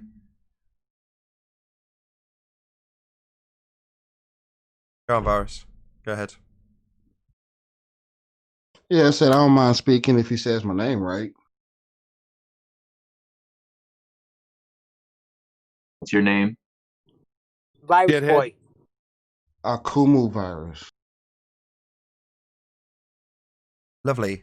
So we've got Coriolis wrong. Do you want to tell us how we've got it wrong? You say what? Said from the chat that we've got it wrong. We don't understand, right? Pretty much. Nothing new. Please explain to us where we got it wrong. Exactly. Thanks. You know where you got it wrong. No. don't start with the you know. Please tell us. Okay, guys. You do know. You're not dumb. You know. Yeah, okay. Okay, well, just tell us what the Coriolis effect is then first to come, Virus. You detail it to us so we can understand better. The person before me just told y'all what it was. Y'all just denied it. Denied it? No, I didn't deny it. I showed you how it was horse shit. You showed us how you denied it. I showed you how. Yeah. What did I say? Oh, no, that's not it. I didn't explain anything. Okay, Nah, you explained how you didn't understand it. Okay, we don't need to spend 5 minutes with you telling us we don't understand. Did I say I didn't understand it because of the non-inertial and inertial reference frames? Is that what I said? No, you didn't say that. I'm not saying you as though you're the only one that doesn't understand because all of us have spoken about it and have defined it, but you apparently haven't. But you want to sit there and dictate how we don't know. Sounds like you don't know. Yeah, I mean, it's pretty obvious because you just Why said don't you just explained it tell and I us, didn't. So if Virus, I didn't explain it, that why don't you obviously just showed tell that us? I either know it or I don't. Show everyone that you know know what you're talking about and just tell us. Go ahead. Floor is yours, man.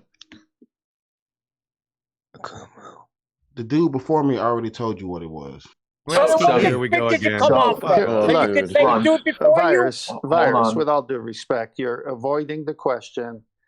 You are, I can't see what you wrote in chat, but I believe you were writing something in chat opposite of what Quantum Eraser and the guy before Chris said. So here's your opportunity. We'll all shut up. Tell us from a Glober side what the Coriolis effect is. Go. Despite everything, huh, Mike? Who's with the kids in the background? Don't worry about that. Just tell us what Coriolis effect is. Define it. The deviation caused by conservation of momentum. Really? Can you certified retard. I know he's your pet. And you laugh to show your misunderstandings. That's all good. Deviation. Can you cite that? Sorry. Please define. Well, hold on. Yeah, he will have to cite that. Can you define the conservation of momentum? It just keeps its momentum. That's all. It's just that simple. It just keeps its momentum. That's the conservation of momentum. What's keeping momentum? Virus? Otorhinolaryngology. What's keeping momentum, Virus? Let's keep it simple. Yeah, let's keep it simple. It's just that simple. Yeah, keep it simple. Virus. What's keeping momentum? Did you hear my question, Virus? He did, yeah. What's keeping momentum? Is Chocolate's question, Virus. What is it? Yeah, I'm asking you. What's keeping momentum? No, what is? I'm asking you. What's the question? You said it. Jesus. You said it's keeping momentum. What is keeping momentum? Projectile. The projectile.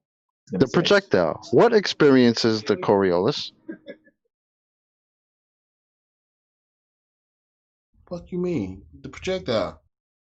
No, the projectile experiences the Coriolis. Wrong. Effect. Wrong. No, it's not wrong. You sure? That's the only thing. You sure about that, Virus? Deviation. It's only coming from the fact that it's keeping its momentum above the Earth that's moving slower. Virus. Where is the Coriolis effect seen from?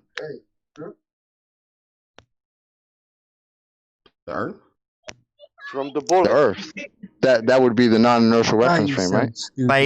Claimed to be seen from Earth. That's where you That's see wrong. it from, yeah.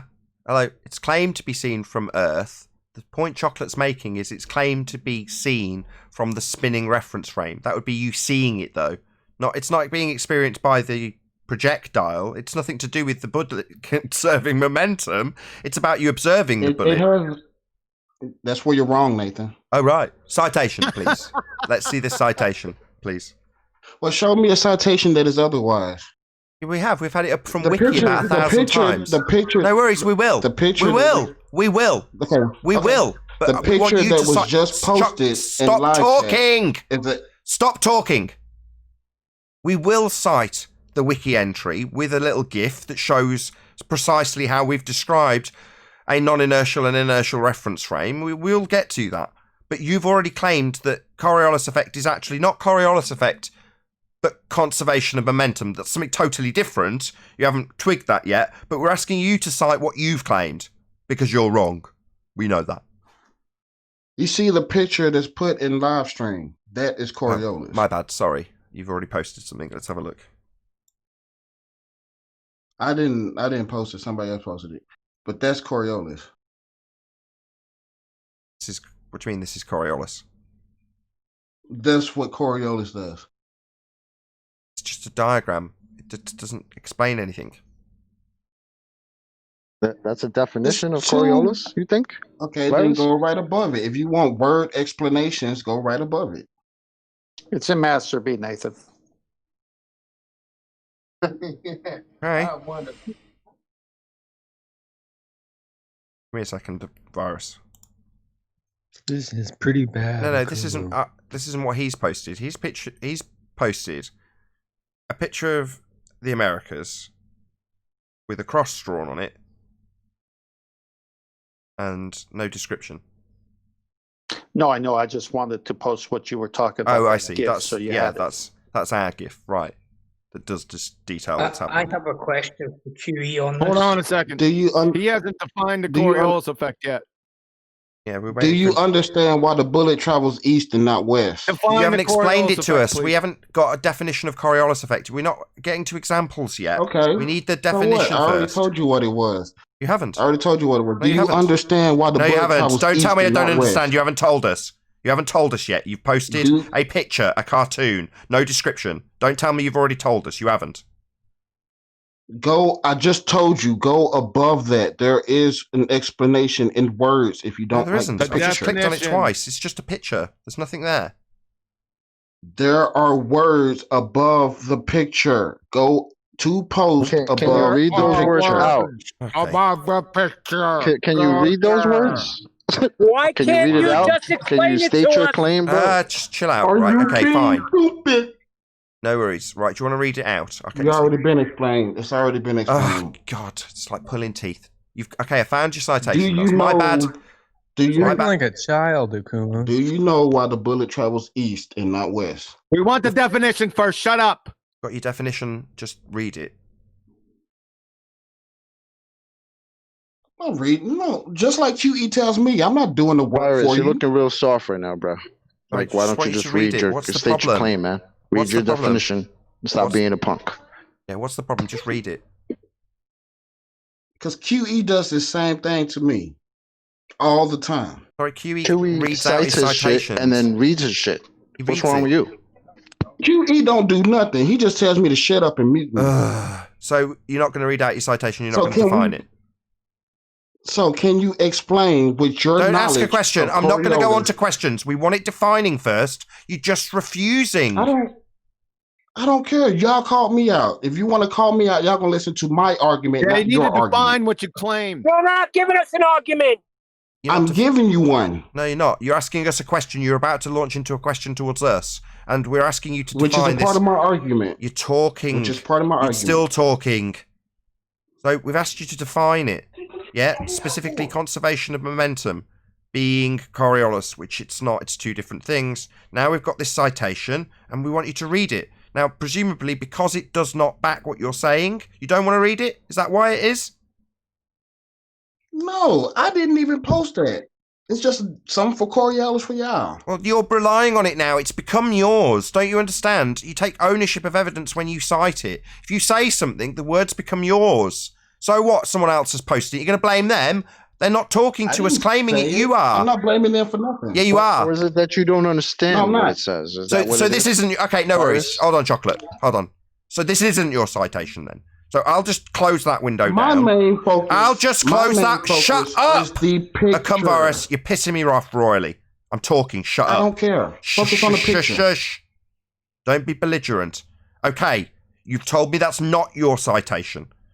Give me yours then. What is Coriolis? Just look Define at the it. picture. That's just a picture. That's all I want you to do is look at the picture. I've looked at the picture. Doesn't explain anything. Then tell me, with your knowledge of Coriolis, why does it deviate east and not west? Why are you asking me a question when you haven't defined what Coriolis effect is yet? Because I'm trying to see if you understand Coriolis. No, like we're you trying to say you establish if you understand it. We've all detailed it at length. You have not. Okay. With your knowledge of Coriolis. Don't ask me about my fucking knowledge again, right? I understand what Coriolis effect is, right? That's been demonstrated thousands of times. I understand it. I can define it. I'm not going to just because you're being a dick and demanding that I give you my understanding of it. When we're challenging you, the one making a claim about conservation of momentum, to actually define Coriolis effect.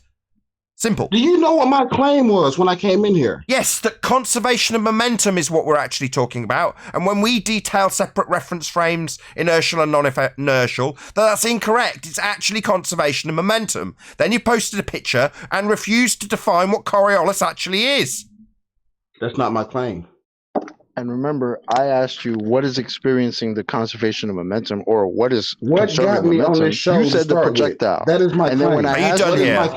where Are you is the done? Are you Coriolis done? effect Hold on, experienced Chocolate. from? Chocolate, hold on. Are you done, What's Virus? my Is that all claim? you've got? Is this it? No, I'm not. So define Y'all call Coriolis me then. out here. So So either y'all we gonna can go by move my claim if y'all gonna call me out. He just rumpus you, man. Yeah, he's just going to rumpus every fucking word, isn't he? Answer my question. No. You are now going to... There's no point in me being here. I'm going to have If to you mute don't you, wanna- Virus, if every single you don't time wanna I say attack my no, you claim- carry on talking. You're being unreasonable, come Virus. Last Well, attempt. listen to me first. No. Listen to me And then first. later you're going to tell If us you you're here to don't learn, want to right? attack my Nah. claim, This is there's the no shit point in you me do. being here. We have heard your claim, you dumb shit. Now I'm going to tell you off. I've had enough. You dumb fuck globehead. You have claimed that conservation of momentum is actually Coriolis effect. That is your claim. We heard you, you stupid moron. We are not deaf. Now you are going to back it by citation, not constantly argue and demand that we answer a question based on our understanding. You are going to back your claim or I am going to kick you out. My claim is y'all don't understand. We heard! Conservation of momentum. That is your claim. Now you want to weasel away from it like the verbally disorientated fuck that you are, and I am not going to allow it. How are you getting my claim wrong? I am not getting your claim wrong. I am not deaf. You claimed conservation of momentum is Coriolis. It is not. You are simply retarded. You are stupid. You have misunderstood what Coriolis effect is, or you simply don't understand. We can't establish which because you refuse to actually define it. That's not your claim, but you said conversation woman. Y'all Why is not despite understanding everything what now my talking claim to is. him? Despite everything, got a lot of background noise. Yeah, Man. he just needs to shut up. A cum virus. You are holding up proceedings by refusing to cite something you have tried to use in your argument. That would be Coriolis effect. Now you're talking through me again. Typical globehead wanker behaviour. You have brought a halt to the proceedings by refusing to define something you have used in your argument, a cum virus. You have halted this proceedings, not me, not anybody else. Now either you play ball and define what you have used in your argument, that's Coriolis effect, not go to some nonsense in the live stream that someone else has used and then say it's not even mine and then go to a picture that doesn't define it. You'll either define it or you'll be kicked out. Don't tell me we haven't listened to your argument when you want to ask us a question. Don't tell me I haven't listened to your claim when I've just parroted it back to you. You got the wrong claim. That was not my claim. I've been trying to tell you that the whole time, but you won't listen to me. So when Chocolate asked you specifically about what you had claimed and I've just repeated back to you, that was a figment of our imagination, was it? We were on a group LSD trip fantasizing about whether or not we've got this conservation in the bullet, so it would need clarification from Chocolate. We all fucking hallucinated that, did we, Boris? No, y'all. So it's your claim, you dumb fuck globehead. It is your claim, you lying piece of shit. Now you're just a fucking liar. Yeah, we know your claim, shit for brains. That's why you were quizzed on it. You're just refusing to define the terms that you're using. Do you want to hear my claim at least? No! We've heard it, you dumb fuck deaf idiot. You've claimed conservation of momentum's Coriolis. It is not. You're just a retard. Stupid. Like all globeheads who come here. Thick as shit. You've heard somebody else say that conservation of momentum's Coriolis. Now you're parroting it, and you can't back it. You can't define it. You just refuse and behave like a little child, stamping your feet, telling us we don't understand what you've claimed. We've repeated it. We've quizzed you on it. You just refuse to define it because you're a wanker. I'm giving you my claim and you're... We've heard your claim. Are you fucking stupid? We've heard it. I'm done with this fucking idiot. Who else votes we get rid of this complete fucking wanker? Asshole. I said You're it wrong. from First Get minute. the fuck out. These people are despicable. Gets to the point where he can't define his bullshit because it's total bullshit. Coriolis effect is not conservation of momentum. They're two totally different things. And when we get to the point where we say, well, let's have a little look at what you've actually claimed. Let's see your citation. We get this shite within being totally obfuscation tactics left and right, telling us we don't understand. Do you want to hear out my claim? No, I don't want to hear out your second claim. We haven't dealt with your first one. They obviously have no idea what Coriolis is. No, they don't. It's complicated to them because they're surrounded by bullshit about sphere Earth when talking about Coriolis. So it's totally obfuscated in double-speak nonsense that contradicts itself in every second sentence. They read that and then they have no clue what it actually is. Tell us it's conservation of momentum. No, that's conservation of momentum. Totally different.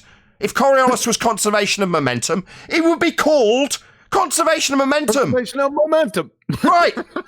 It's not the same thing. But this dick refuses to go past the point where he's asserted it, can't back it, and will just tell me I don't understand his fucking claim. Yeah, do you fucking retard. Let's take him off mute and berate him again. Why the fuck are you telling me that I don't understand your claim? You stupid spastic. Because you've been getting it wrong this whole time. So I've got it wrong when Chocolate specifically quizzed you about how and why things were being conserved. That would be momentum in the form of the bullet. That's me not fucking understanding what you've claimed. Yeah, we do understand, you stupid spastic. It's you who are obfuscating the fact that it's nonsense. Instead of yelling at me, why don't you just... I'll do what I like! You are a fuckwit! Do you hear me, you fucking retard? Angular momentum being conserved is not Coriolis, you fucking clown! Why don't you just ask me what my claim is? I know your claim! It's wrong! You're so wrong. You are Why wrong. you so wrong. You are stupid and you're being shouted at for your unbelievable level of stupidity. You've made a claim, we've understood, we've ripped it to shreds, and now you can't concede that the two things are not connected. You won't find a citation that says they are, but you will fucking talk through me and say I don't understand your claim. Yeah, I do! We heard it! No, you're not. No, I'm not. What? Virus, you realize you destroyed your own argument the moment I asked you what's conserving momentum, right? You showed right there with your response that you don't even understand. Don't talk through him, you ignorant piece of shit!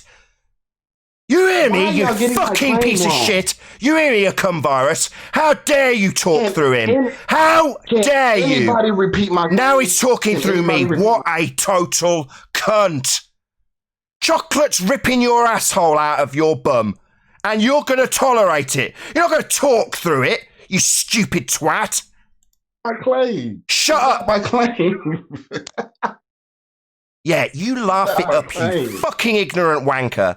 You are dumb as shit, a cum virus. You're like all people who come here and claim globe. Thick as fuck. And when we point it out to you, all you can do is jump up and down on the desk, behave like a belligerent child, while we yell at you based on your stupidity and your obfuscation that you've used here today. All you've done is dance around your fucking stupidity. You haven't got an ounce of humility, you haven't got a single concession, but you'll tell me I don't understand, repeatedly. No, we understand how fucking thick you are, virus. And we're telling you how thick you are. You're thick! Like you can't even repeat my claim. You can't even repeat my claim right. Yeah, I can repeat your claim, you dumb, spastic, deaf moron globehead. You claimed Coriolis was retention of velocity, angular momentum. No, mate! We understand your stupid claim! You are just a wanker! You just said it wrong. Then why did fuck off. Get the fuck out. What's conserving momentum? Yeah, I'm kicking him out again. He's just a total cunt. Why did Chocolate ask him that question? Is he out? Yeah. So, just for the audience sake, do we want to go into why his claim was nonsensical buffoonery? I can do it real quick. Yeah, what it comes virus is actually saying, let's say you're on the equator. The Earth is allegedly spinning at, we'll just say 1,000 miles an hour, keep the numbers even.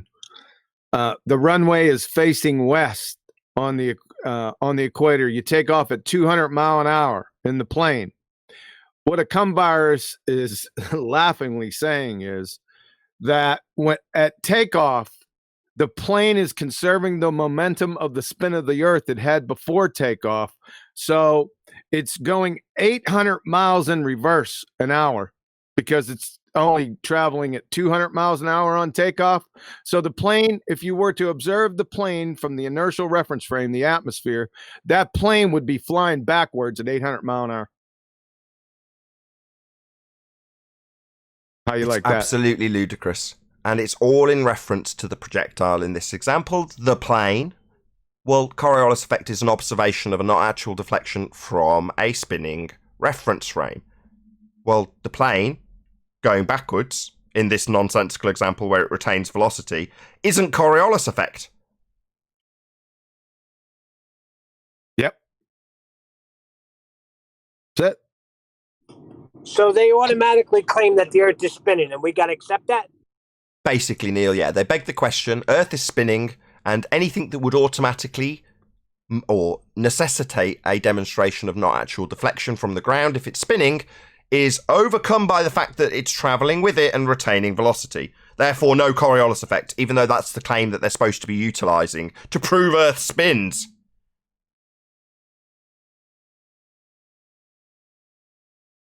Is Chris still here? Did you get that? I was going to say, Chris, of all the arguments, this is the most in-depth, convoluted argument of all the arguments in this arena.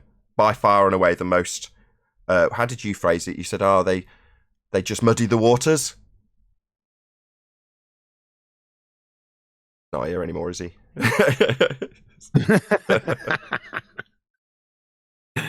Yeah. So they focus on the projectile, correct? Say again, Neil.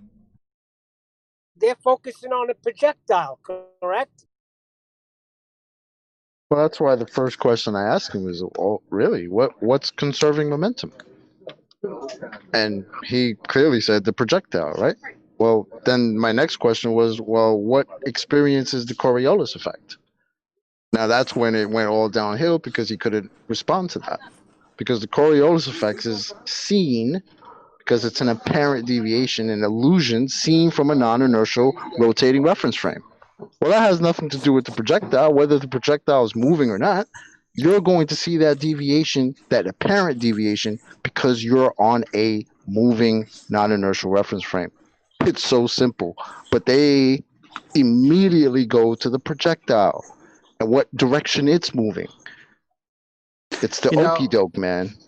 Chocolate, I've flown defunct airlines who are no longer in business, TWA, Pan America, and, all the way to the new airlines, United and Southwest. When the plane takes off, I have never felt going backwards 800 miles per hour. Now, if there's an airline called Projectile Airlines, I'd like to take that trip. But yeah, spot on, Chocolate. Yeah. It's always about convolution of the observation of not actual deflection. That would be you on a spinning platform looking at something seem to drift. That's Coriolis effect. They want to describe what happens in the bullet or the plane and how it's retaining the velocity of a spinning Earth.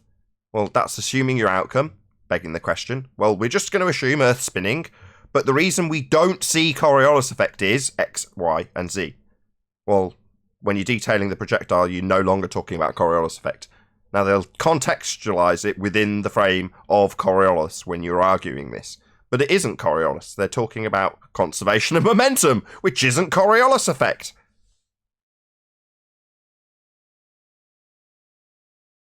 And correct. The conservation of momentum, the reason why we're trying to get him to define it is, number one, I liked it because the conservation of momentum is the conservation of momentum. The Coriolis effect is the Coriolis effect. They're two different terms, two different phrases. So the Coriolis effect can't be the conservation of momentum because the conservation of momentum is the conservation of momentum. Number one. Number two, they don't even know what the conservation of momentum is. That's why I try to get them to define it. I have yet to have someone actually define the conservation of momentum in 4.5 years. I'm still waiting. By the way, they don't know it. They just spout out terms. It's like bagak, conservation of momentum, bagak, gravity, bagak, refraction, bagak. You don't understand, bagak, cherry picking, and they think that that's their argument. That's the length of it. Then obfuscation. You see the mismatched standards. So for us, we've ripped Akumvaras's argument to pieces. That started off with him ridiculing us for a lack of understanding of Coriolis. Now, bearing in mind, he's the most brain-dead person on this panel today. He's telling us, without actually having anything to hand or an understanding of Coriolis or retention of velocity, angular momentum, he hasn't got an understanding of any of it, yet his opener is to tell us we don't understand. That's an ad hominem attack. So opener from Globeside, total retard, tells us we're thick. That's the opener. That's the standards on their side. Instantaneous ridicule of us because we're stupid by default. Now, when it gets turned around to the point where he's demonstrated to be stupid, will he concede? No, he'll laugh at us. With us, me, literally blue in the face, screaming at him that he's wrong, that we have understood. But he'll retain the ridicule to the very end. You don't understand, you've not understood my example. Still appealing to a ridicule ad hominem attack. That it's a lack of comprehension skills on our part. So even to the bitter end, when he's demonstrated stupid, demonstrated wrong, given an example, pulled by his short hairs, he'll still appeal to attacking us based on our lack of understanding. And that is a general standard across the board here. You can be thick as shit and still assume that you can tell a flat earther that they're stupid without understanding anything. Yep, tides are turning. Now it's going to be the other way around. You're going to get me screaming at you how thick you are. And you see how many people appeal to that shit. Oh, it's so unfair. All he does is scream at them. Yeah, you ignore that fundy fuckwit never conceding after being demonstrated wrong for about 20 straight minutes. You focus on the fact that I've got so enraged with them because of their abject stupidity and total and utter lack of humility. You focus on that and how unfair it is and how unreasonable it is after 20 straight minutes of destroying an argument. First of all, he's your pet, so for you to get upset with him... They're all the same. They're all exactly the same. Akumvaras is no different. Me appealing to the idea of him being a nice guy, total bollocks. He's under the exact same apprehensions of everyone else. In that respect, he is no different. He is your archetypical globe type. That's all he is. That's what he represents here. And his demonstration today was something I'm more than keen to focus on going forward, which is how they behave towards us. And I've been subject to it. That's how I've got this patter down. Where do you think I've got the patter from? Yeah? I've got it from them. Because I've been subject to it, and everyone on the panel has. Every single one of us knows the standard that is deemed tolerable by the public at large when it comes to dealing with flat earthers. Yeah? Well, we're going to start dealing with you that way. Automatically deeming you to be stupid. Because you are. Demonstratably so. Now, that unreasonable standard actually isn't the standard that will be laid down here from here forward, because to just automatically assume our opponent is stupid and poison the well the moment they get here is what is the standard that I just don't want to sink to. I'll more than happily ridicule you and call you a complete moron, and as a result of your moronic declarations and their obliteration, call you a cunt when you refuse to accept that, and still appeal to ridiculing my understanding. Yeah, you will be called a cunt, because that's what you are at that point. Now, I don't care if you appeal to how fair it is, having had your argument demolished, because the standards that you literally laid down on your opening here is to call us stupid. So when it comes back in full-fledged to you, when you are actually demonstrating stupidity, that's not going to go down well when you appeal to it. Oh, isn't he unreasonable? Yeah, bleat away.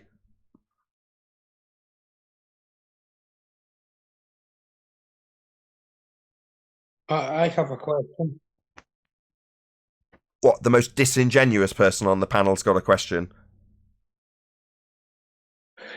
Yeah, so if I fire projectile when I'm stood in the equator from west to east, what direction should I see the deviation going? Sorry, you won't.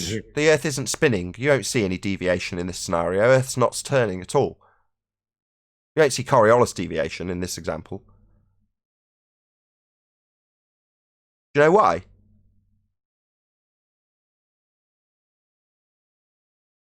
I've answered your question. None. Stunned silence response.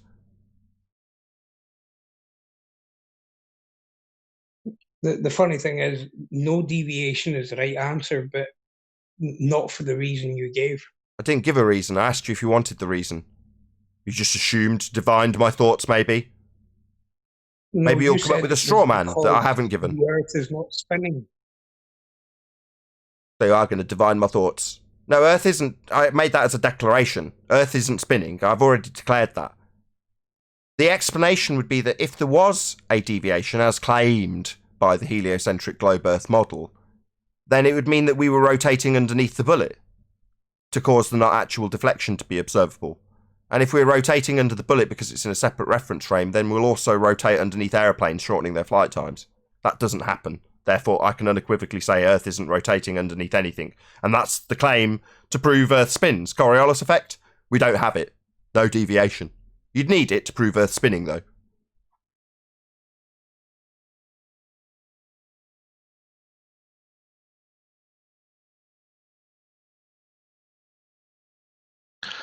And actually, Nathan, one extra step. As you rise up in an airplane on a globe model, you are changing reference frames, so you should start seeing deviation. Remember, we talked about this a long time ago.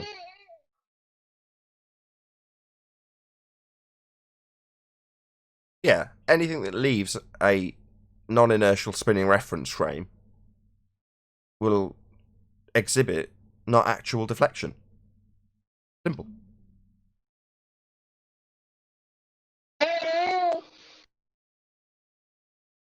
The rising in altitude thing is just a first law of thermodynamics violation when they assert that they're conserving momentum.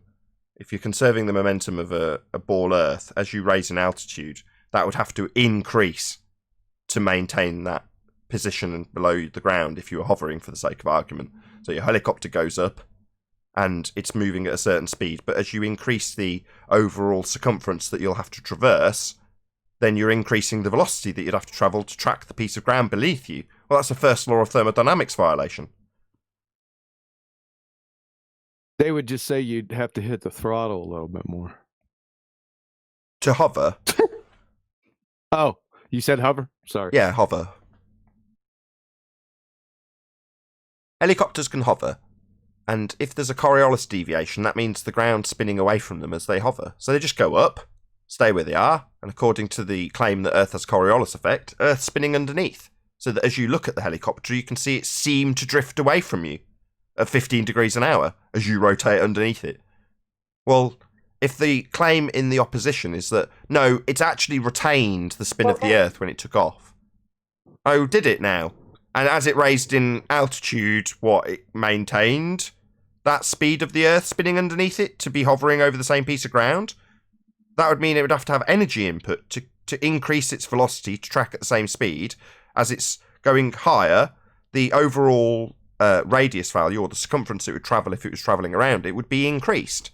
So on this diagram here, if it's on the ground, the overall circumference that's presumed of the Earth is going to be bigger if it goes up above the ground. You've got a bigger circle that it's going to have to traverse. Well, if they're claiming it's retaining the velocity as it turns, well then as it raises in altitude, it's got to increase velocity because it's got a further distance to traverse to have the same piece of ground below it. But then they say then the atmosphere spins with the Earth.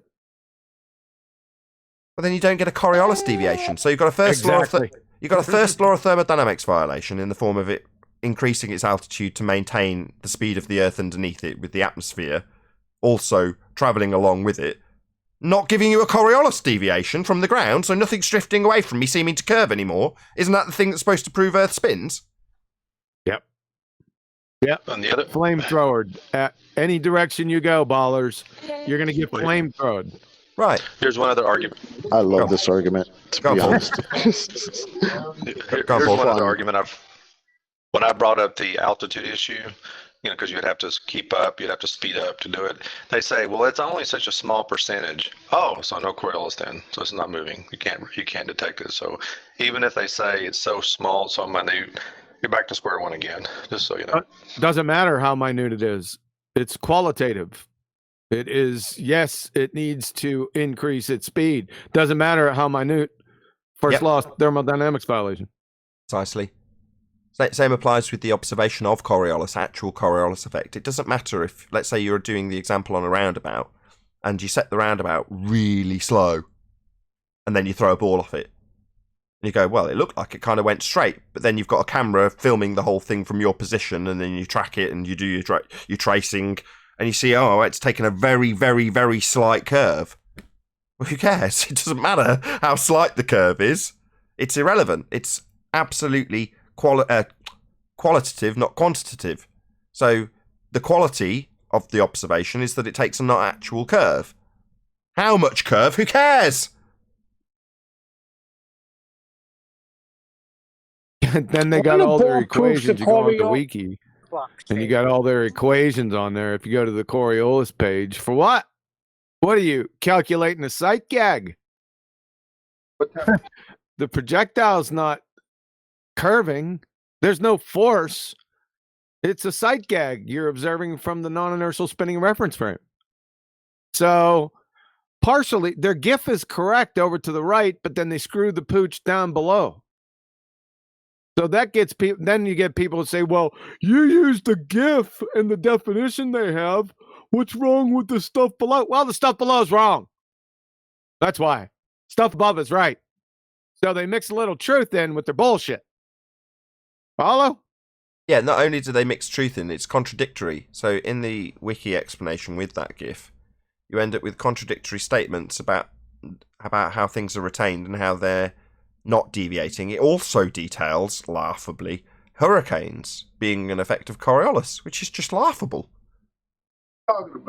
Like that citation I like to use that has been provided to me by certain globers, and it'll describe Coriolis as an illusion.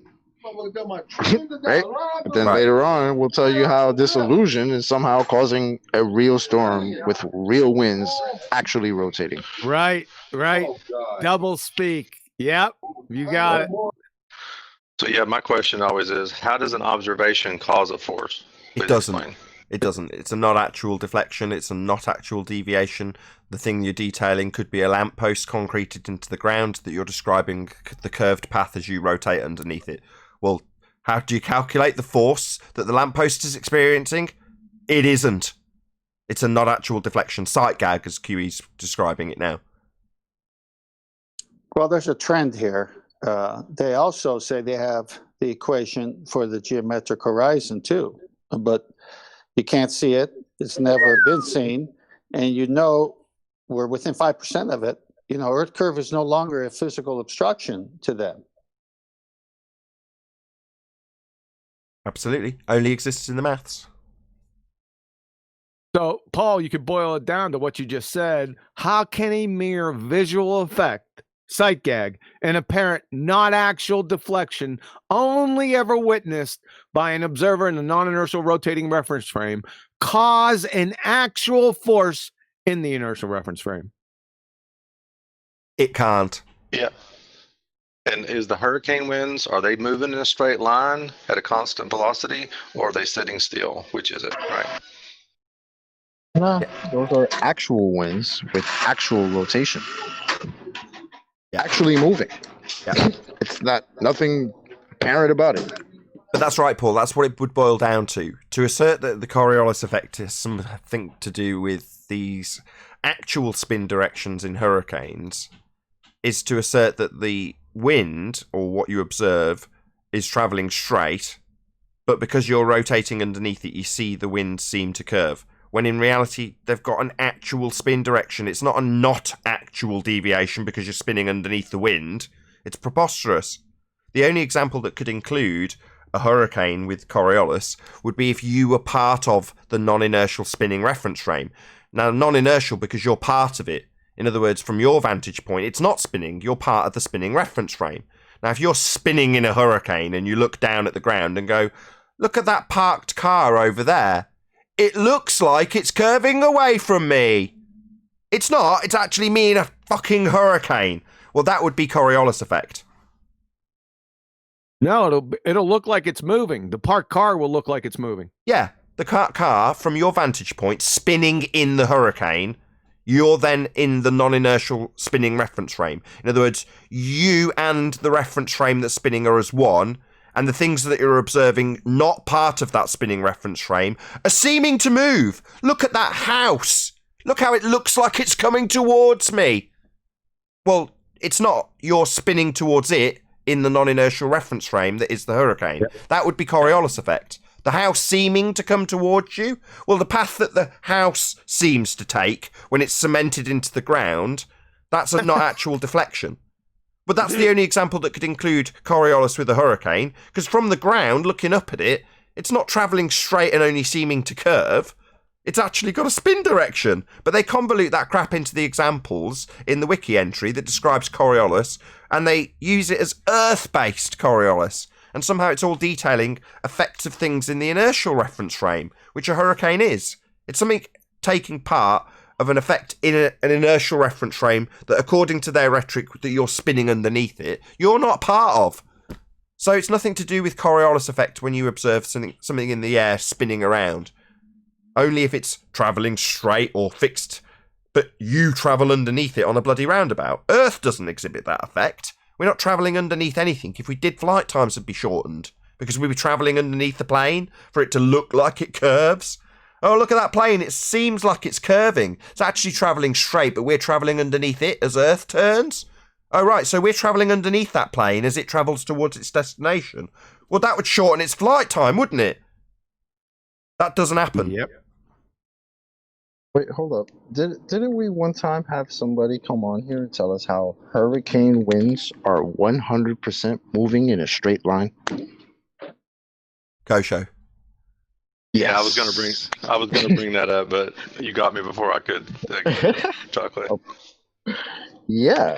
Well, that's interesting. So hurricane winds move in a straight line, and apparently we only see them rotating because we're on the non-inertial reference frame. That would be the Earth. Well, then my question is, why would they, when they're usually photographed or depicted from above, which would be the inertial reference frame, why do they seem to be rotating? Because they're rotating in the inertial reference frame, and Coriolis effect is an observation of not actual deflection from the non-inertial reference frame. In other words, it's nothing to do with Coriolis effect whatsoever. Exactly. Ah. And I just ask them now, from now on, if it ever comes up, is the hurricane molecule, that water droplet, that one little ball of water, is it standing still in that hurricane? Is it not moving? That's another way to kind of get them. Because if they say as soon as it's accelerating, or if it is moving, then it's not. It's not in the non-inertial reference frame. Correct. Is that right? Am I getting that right? Yeah, that's correct, because the non-inertial would be non-inertial because you're part of it. So when you're on a roundabout, if you've got a sandwich next to you on the roundabout, it's rotating with you. So when you lean down and pick up the sandwich, it's in the same place. So from your vantage point, you and the frame of reference that's spinning are all non-inertial. In other words, the sandwich isn't moving away from you, it's right next to you when you pick it up off the roundabout, even though the roundabout's spinning. So your reference frame, the observational reference frame, is non-inertial. Well, the frame of reference that you're going to look at, this is specifically when detailing Coriolis effect. I'm not saying that roundabouts don't have inertia. I'm saying that in this example, when detailing Coriolis effect, the example has you and the reference frame as one non-inertial. And then what you're observing, the not actual deflection that is Coriolis effect, takes place in a reference frame that is not spinning. That's the inertial reference frame. Why is it inertial? Well, because the effect of Coriolis is you detailing something taking a curved path. Now, the fact that it seems to take a curved path is why you're going to detail that seeming to curve in a inertial reference frame because you're describing its movement. Now, it's a not actual deflection. In other words, the thing isn't actually moving, but you're going to be describing how it seems to move. Therefore, its description, its reference frame, the projectile, is the inertial reference frame. So when you get onto them asserting that you have this conservation of momentum, well, conservation of what? The thing, if it's starting its life on the non-inertial spinning reference frame, is non-inertial. So what's it going to retain? What are you babbling about? It makes no sense.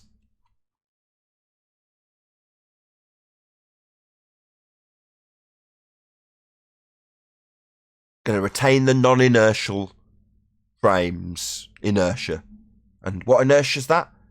Well, the non-inertia that it has. It's going to retain it. Nonsense.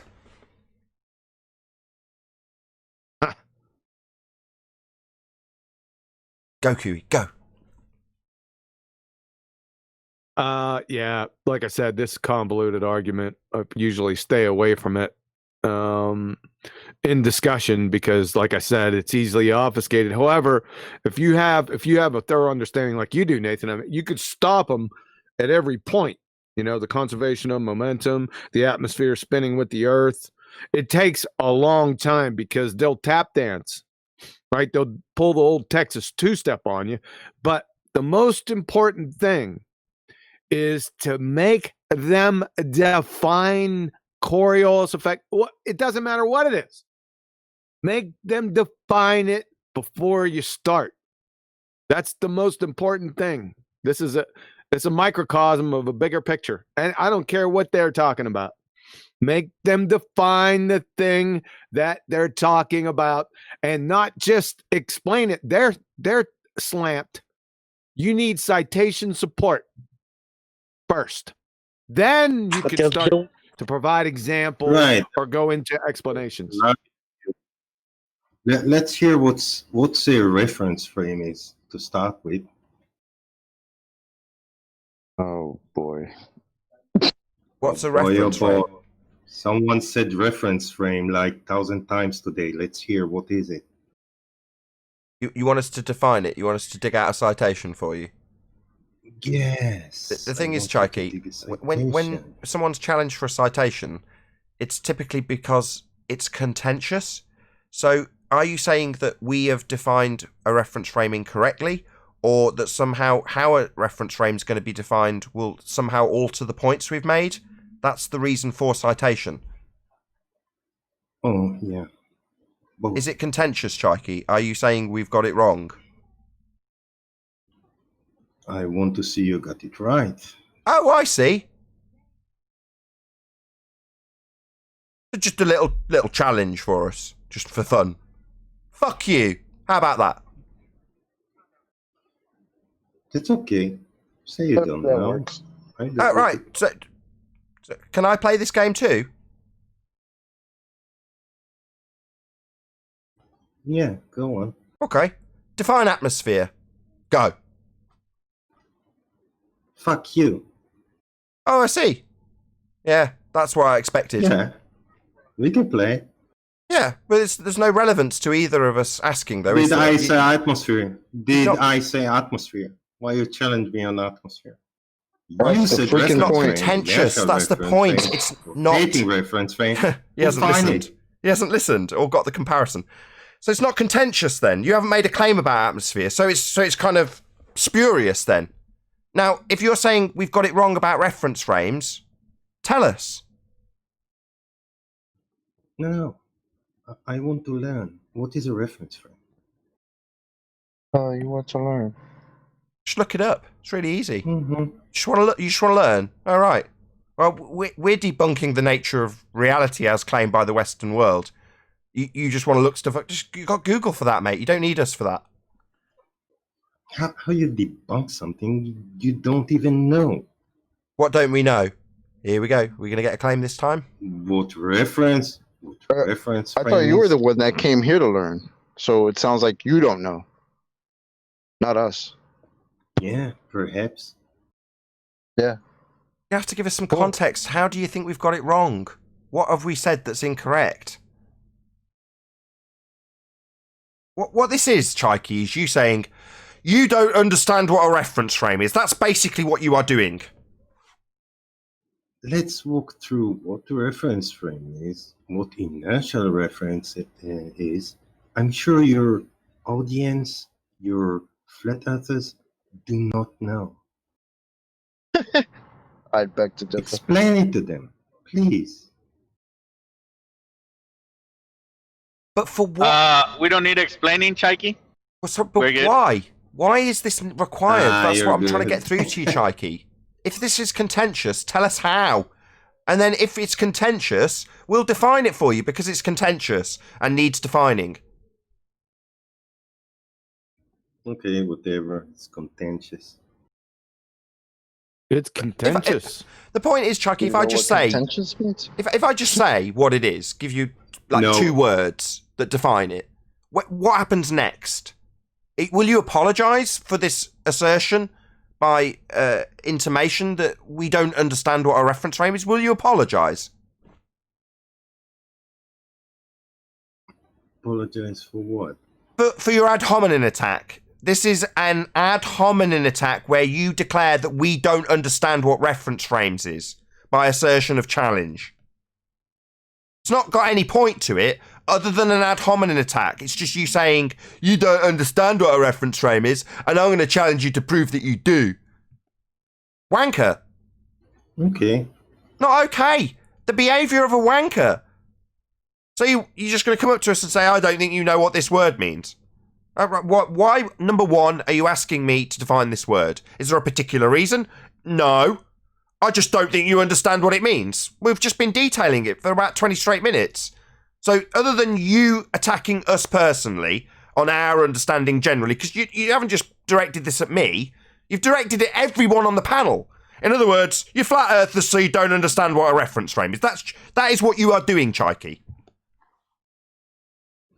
Actually, I was directing it at you. Time said he came here to learn. Second, I said, I'm talking, Chocolate. I'm talking. Second, I said, I don't give a shit what you're doing. Fuck you. Fuck you talking to, bro? Yeah. You're the dumb shit getting told off here for your arrogance and your ad hominem attacks, your logical fallacies. You think you've got the right to talk him down? No, clown. We're telling you off. All you've done is used a logical fallacy. You've used an ad hominem attack. It doesn't have any relevance to the subjects being discussed. It's merely a logical fallacy. And you've been told off for it. Why do you think you've got the opportunity to interrupt him? So none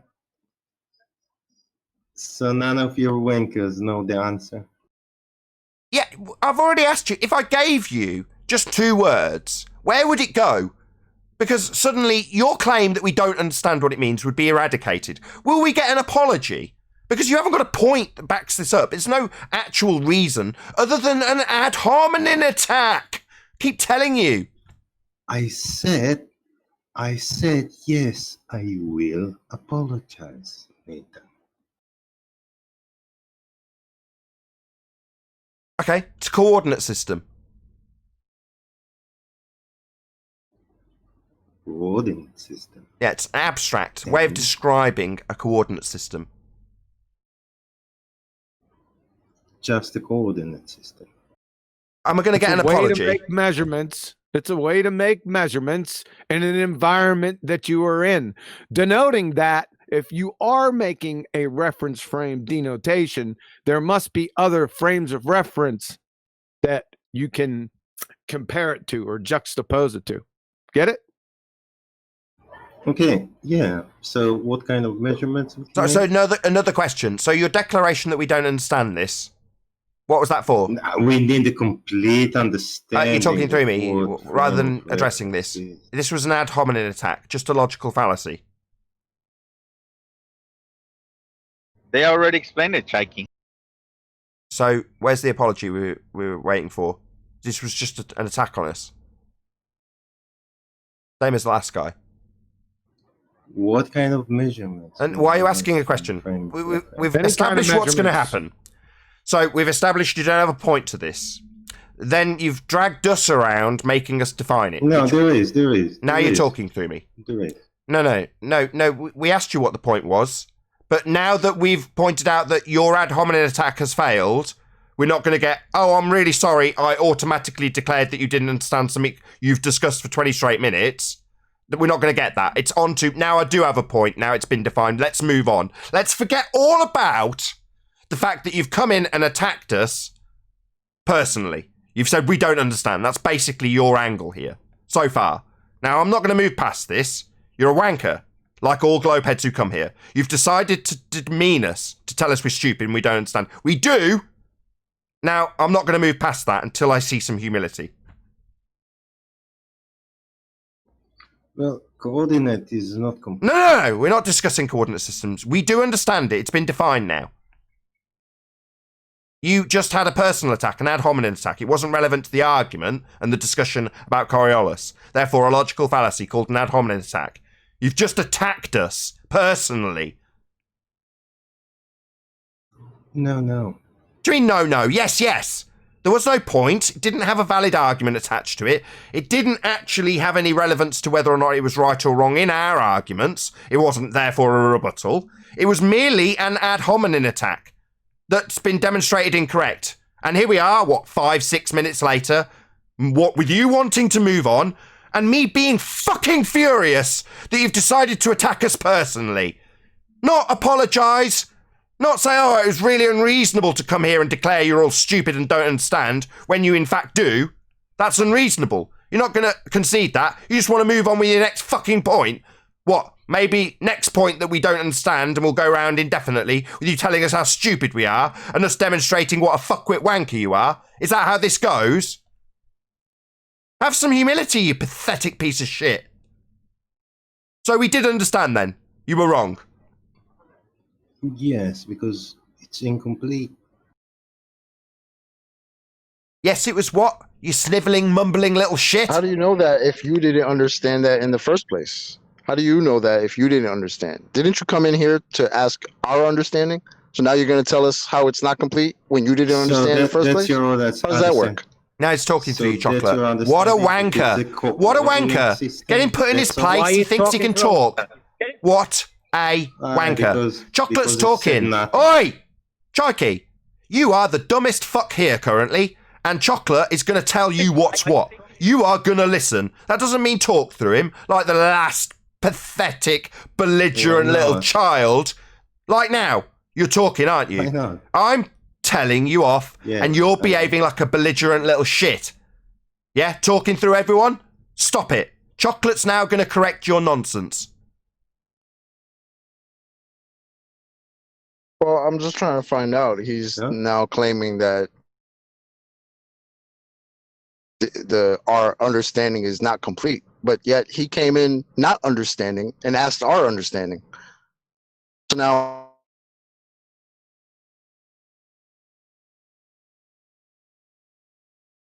what? Because of what we told you, now you're breaking up, Chocolate.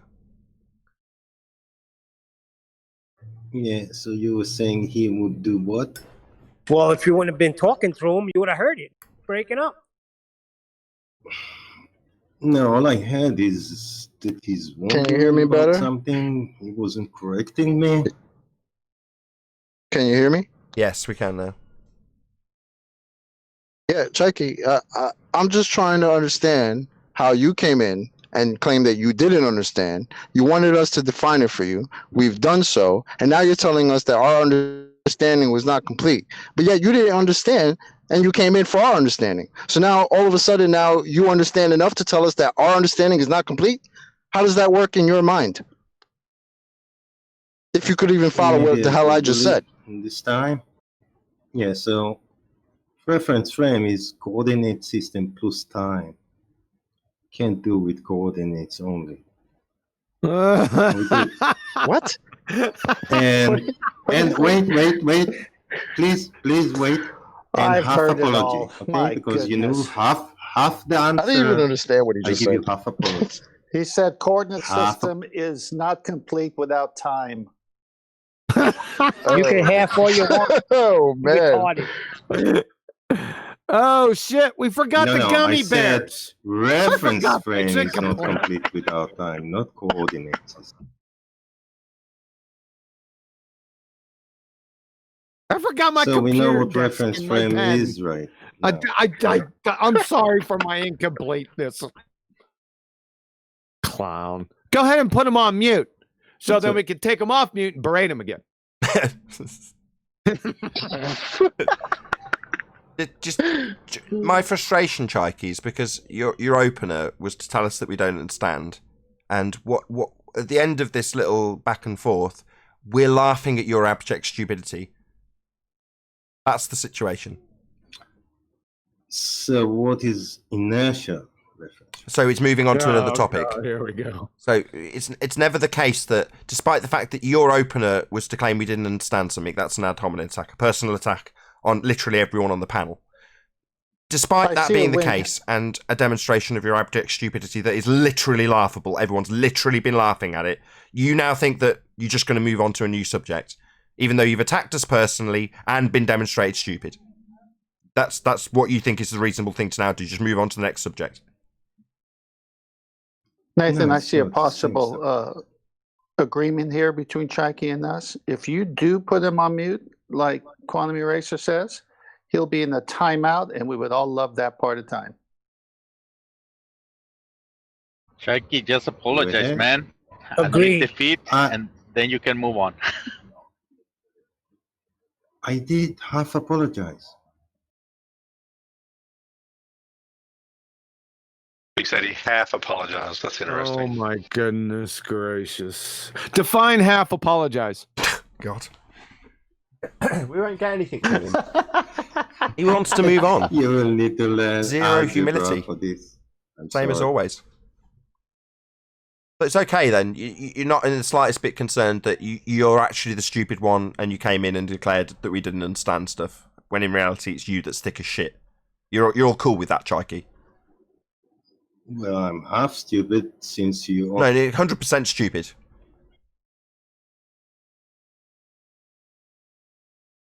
Why is it that you feel you've got the right, when you are thick as fuck, to come here and tell us we don't understand? What gives you the right, or perceived right, to do that? Thick fuck. I have the same right. Yeah, you thick fuck. How dare you come here and tell us that we don't understand, you fucking retard. How dare you? So what is in... So how dare you come here, you fucking retard, and tell us that we don't understand, when you are quite clearly stupid? How dare you?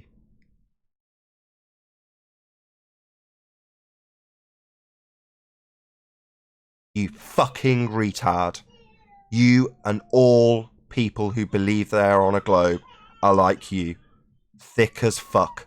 Full of their own bullshit. Coming here telling us that we're stupid because we know implicitly the earth is flat. That we're dumb and we don't understand. The reality of the situation is quite the contrary. You, Chaiki, are thick as fuck. Do you hear me? No, I didn't hear, but... I'll tell you again then, you fucking deaf, thick retard. You, with your globe belief, you are the stupid one. You come here and attack us because you fear us. You fear us highlighting just how fucking stupid you are. And that's what's happened here today with you and a cum virus. Yeah? You don't have a shred of humility. You're a pathetic weasel being demonstrated stupid by flat earthers. You're a fucking moron. Do I sound scared? No, I don't give a fuck what you sound. I'm just stating facts. No, you sound How you stupid. feel about it isn't of concern to me. I'm just making it clear the situation. The person who is the most stupid has come in, declared openly and boldly that we don't understand stuff, and at the end of the discourse, it's the flat earther absolutely justified in telling his opponent that he is thick as fuck. That's me, flat earther, the winner, the guy who's demonstrated his opponent's stupidity, his opponent being an absolute wanker who came in and told us we didn't understand as his opener. The end result is me, the flat earther, telling you just how fucking thick you are, Chaiki. And this will continue for any who come here. We'll demonstrate how stupid you are and then spend a prolonged period berating you for your stupidity. Because you thought it was okay to come here and tell us how we didn't understand. So I now feel it's perfectly justified, after demonstrating how stupid you are, to repeatedly tell you how fucking thick you are. You and all alike who believe in the globe. Thick as shit. And I'm going to tell you so. Homework for next time. Find what... Grow a brain. There's your homework. Grow a brain, you thick fuck. Yeah, grow it. Yeah, that's right. You take me berating you, you little pathetic bitch, coming here telling us that we don't understand. Tables have turned, right? We don't understand. No, a flat earther's telling you how fucking thick you are. So the tables seem to have turned, don't they, Chikey, you fucking retard? That's me, the flat earther, calling you, with justification, a fucking retard. How does my balls taste? Salty? Salty? While I teabag you, you fucking globehead clown retard? You're stupid. And I'm going to tell you so. You're not going to get away with coming here claiming how we don't understand, only to walk out the door chuckling away, having not been demonstrated how stupid you are. That will be the case from now on. You'll be demonstrated stupid and then berated verbally for your stupidity. Hope you're enjoying it. Yeah. What is the national reference frame? No, it's not moving on. It's us dwelling our stupid globehead is. You, Chikey. Yeah? Nobody's going to come to your rescue bleating about how unfair it is for me to repeatedly point out how stupid you are when we've demonstrated it. Yeah? That's justifiable. And we're going to dwell upon it with complete justification. We're not going to move on. Together. Yeah? You fucking pathetic weasel, you snivelling little fuck. You think you can bring up a new subject while we're telling you how fucking thick you are? You've got nothing to say here, Chikey. You're a stupid retard. You know, you literally have no justification talking here. You're the dumbest person here. 10 minutes, Nathan. Yeah, I'm going to keep berating you till I get bored. It's really good fun. The audience loves it too, because they've seen it happen to them if they're a flat earther. It's happened to them over and over again. This sort of level of beration from your side. You did it when you got here. Nathan, he's just fishing. He's just waiting because it's, you know, how they got you on, let's say, the kilometer meter thing. He's just fishing. You explain reference frame, and then he said, "Oh, you missed one thing." He's keep asking the point. As soon as you get something wrong, they'll have you on something. That's the whole point. He's doing this. It's not really for anything other than that. Yeah, that's okay. Yeah, I know he needs to have a little gotcha, but he's still demonstrated stupid. We still pulled apart his nonsense, and we're still justified in berating him for his stupidity in the same way they berate us. He did it when he got here. Give me back my globe. Yeah, Chikey, you thick fuck. You enjoying me teabagging you? This is how it's going to be from now on. If you're a fucking thick retard globehead, you're going to have flat earthers like me absolutely pummeling you. And at the end of their pummeling, if they take my lead, they'll dish out the same sort of horrendous abuse that we've endured. And you, flat earth, is going to be your worst nightmare, Chikey. Because you're on the wrong side of this argument. You're on the losing side. And when we demonstrate just how wrong you are, we're going to spend prolonged periods doing what you do to us. Calling you a clown, calling you a retard, telling you how stupid you are for your faith in this fundy globe. Calling me names don't make you smart. Not calling you names. We've demonstrated how stupid you are. It's not a name, it's a fact. I explained that earlier, you deaf retard. You can't keep up with the conversation. We've demonstrated your abject stupidity and are now berating you for your abject stupidity. It's not a name. You are thick. Don't you get it, thicko? It's not just a name. It's a label for your stupidity. Now, you don't have to like that. You can just think it's a name to kid yourself that it's not me pointing out your abject stupidity and then berating you for your stupidity, which is an accurate description of what you are. Stupid. Not just a name, a label. An accurate label. For you, the stupid one, Chikey. Enjoy my balls.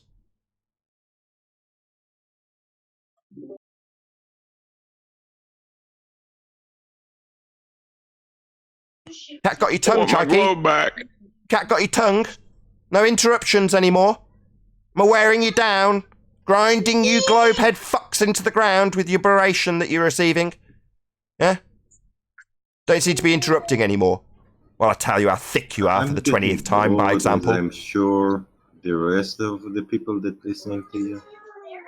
Yeah, they're listening to me point out how thick you are. And I'm sure that the people who have been subject to it, you know, it's like nobody's coming to your rescue. Nobody's telling me how wrong I am to do this. You know, we've had a little do-si-do of you insulting us, telling us how stupid you are, and then we've pointed out how stupid you actually are.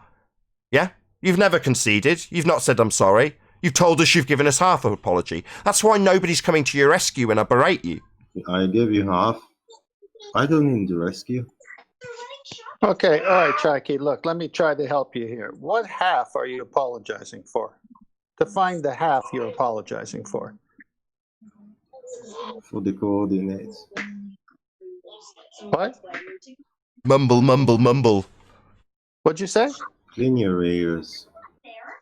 Okay, what'd you say? I'm being nice to you, so here's your chance. What half are you apologizing for that you are saying you were wrong? What were you wrong about? What were you wrong about? See? Total cunt! Total cunt! What you were wrong about, Chikey, you complete bastard. So it's back to ad hominems about how we're wrong.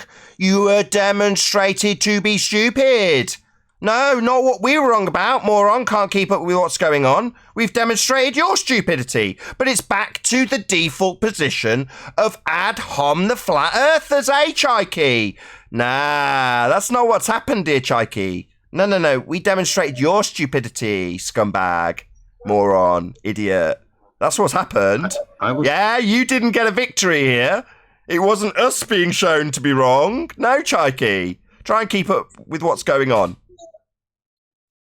So a cum virus thinks he got victory too. Yeah. Notice how the scumbags who come here to ridicule us will claim victory in the face of defeat anyway, and still claim how wrong we are. Notice how that is seemed acceptable to them. Total bastards. Not acceptable. But they'll bleat and moan about how they're being berated, how unfair it is. Now, because of the current raft of people making videos about how unfair I am, yeah, Chikey, that's why you're getting it in the neck. You're getting it laid on as thick as possible. Thick, like you. Stupid. Yeah? Same as a cum virus. I've laid it on today as thick as I think I can get away with without being demonetized. The video, not my channel. I'm not complaining. Yeah, I know you're not. You're a complete humility-free scumbag. You're not going to complain. You're just going to sit there and tolerate being told that you're a stupid scumbag moron. Yeah? You'll tolerate it. Good. You're my bitch. Of course you'll tolerate it. Good. Good dog.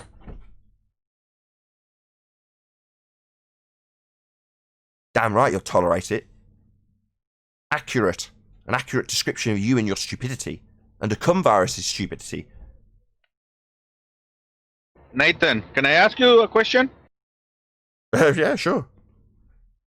Yeah, people were saying yesterday that you don't actually believe the Earth is flat. Can you set the record straight? You do believe in the Earth is flat, right? Let me get it straight. I'm on show 1214 of a daily debate show where I berate globeheads for their fundamentalist zealotry and religious belief in a globe, and my assertion and declaration that the Earth is obviously and observably flat and stationary.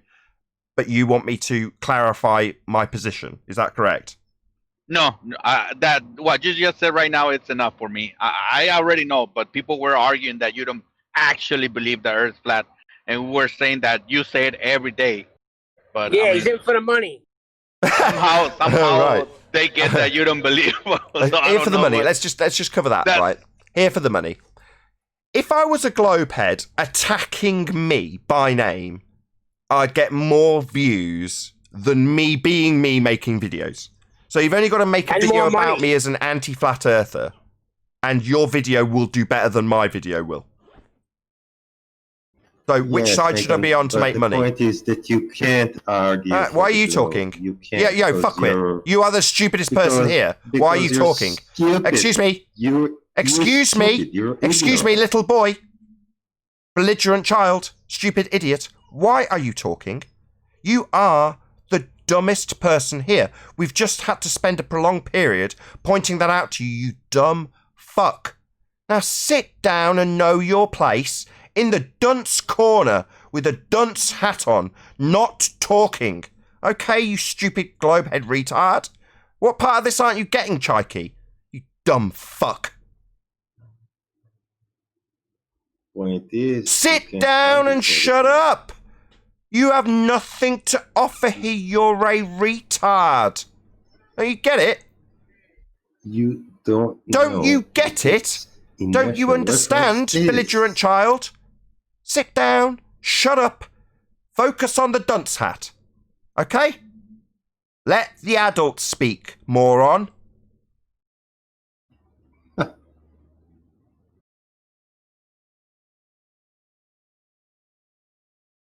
Get used to it. This is how it's going to be. Bunch of clowns. I know what Rumpus is doing here. You're totally surplus to requirements. Also, piss off. Put you in Bible conversation room.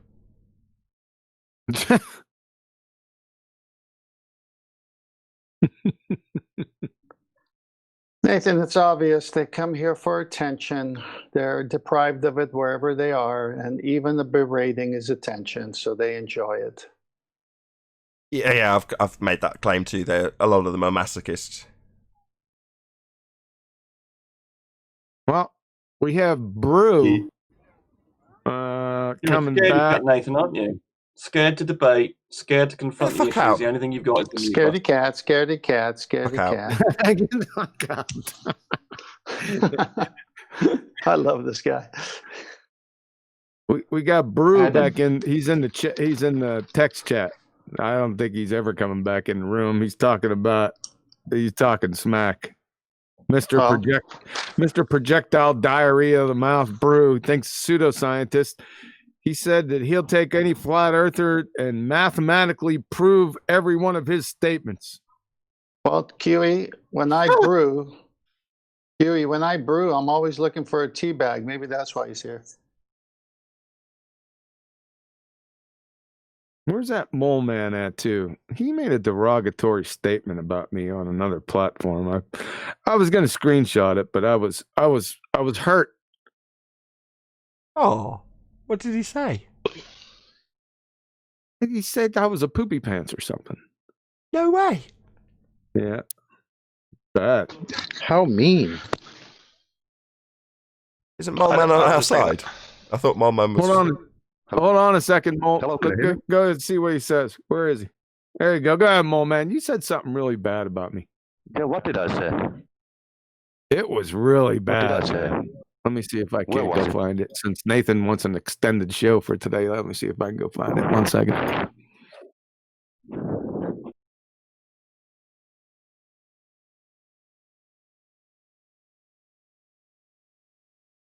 Da da da da da da.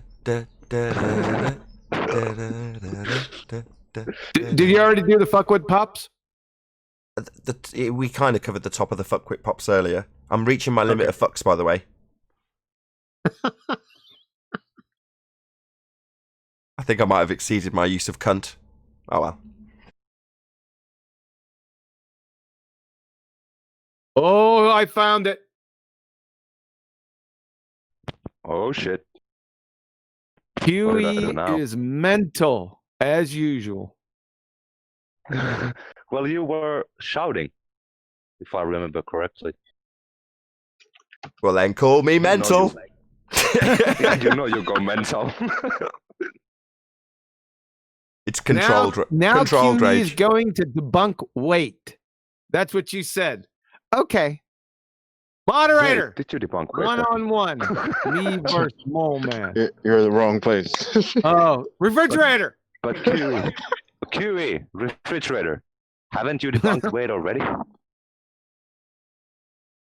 QE's gonna debunk weight. Yeah, I can debunk that real easy. Ready? Yeah, that's what I said. In your paradigm, weight equals mg. Mg, love you long time. Now define well, MA, M. But MA. To define M. No. Weight is mg. F equal ma. W equal mg. Love you long time. But isn't G the F? Wait. Did you miss the question, or was that your answer? Weight. What was the question? Define mass? Define, mean yeah. weight like WAIT or weight, the subject that we're talking about? He's clarifying the question. He's just asked, as in, is the question define mass? Yes, that is the question. Yeah, I don't know the exact definition for it. Uh-oh. Uh-oh. Uh-oh. But you need it for density. You need it for density and pressure and energy. It's part of the equation. We're going to need to know what it is. Yeah, well, isn't density mass per volume? I didn't ask density. I asked what is okay. M. Hold on. Isn't density mass per unit volume? Well, doesn't that also include mass? Not really progressing here, are we? What's M? Yeah, I don't have a clear definition right off the top of my head now. No problem. What's G? G? Little G? Yeah, what's little G? Yep. Shouldn't it be 9.81 meters per second squared? 9.8. Or am I totally wrong? Meters per second squared. G. Where'd you get G from? Little G. Where'd you get that from? Little G.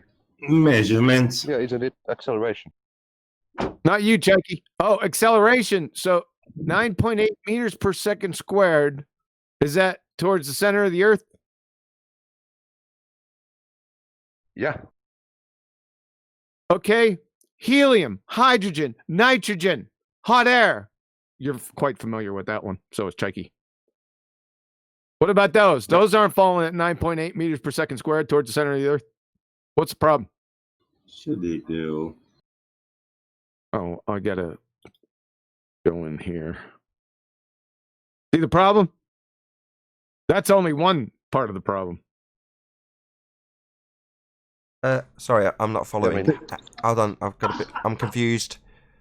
How is that a problem? Gas go down, go boom boom, and need sweeping up like bouncy balls, doesn't it?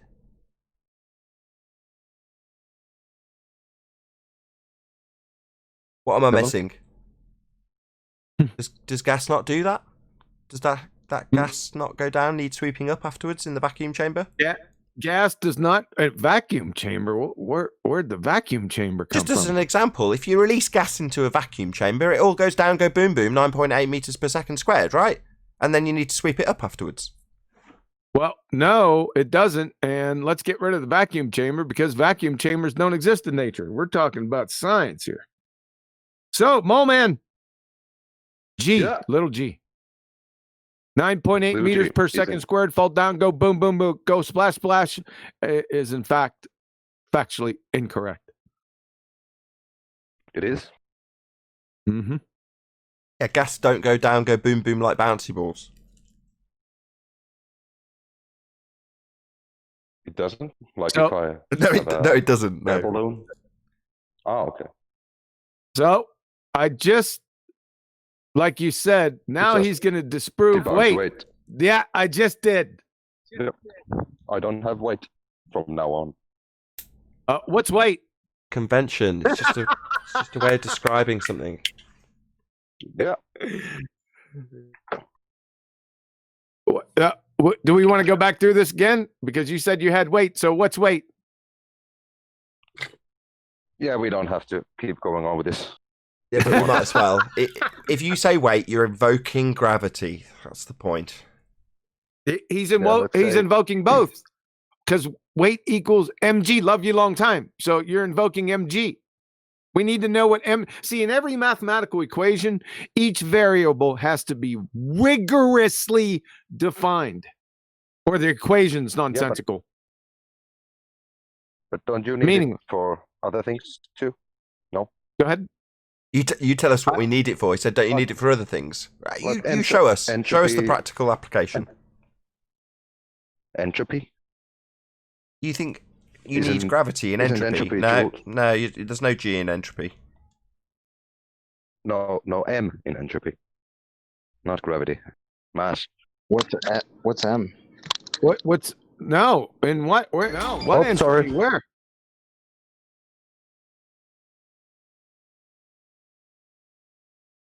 You could go to delta G. I don't see an M in delta G. Do you?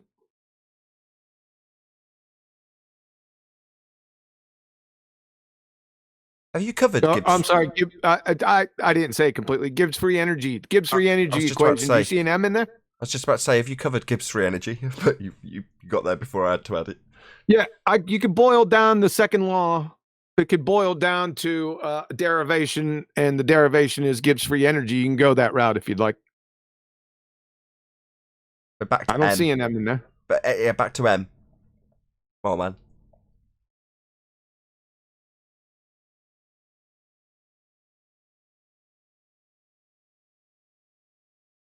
Alrighty then.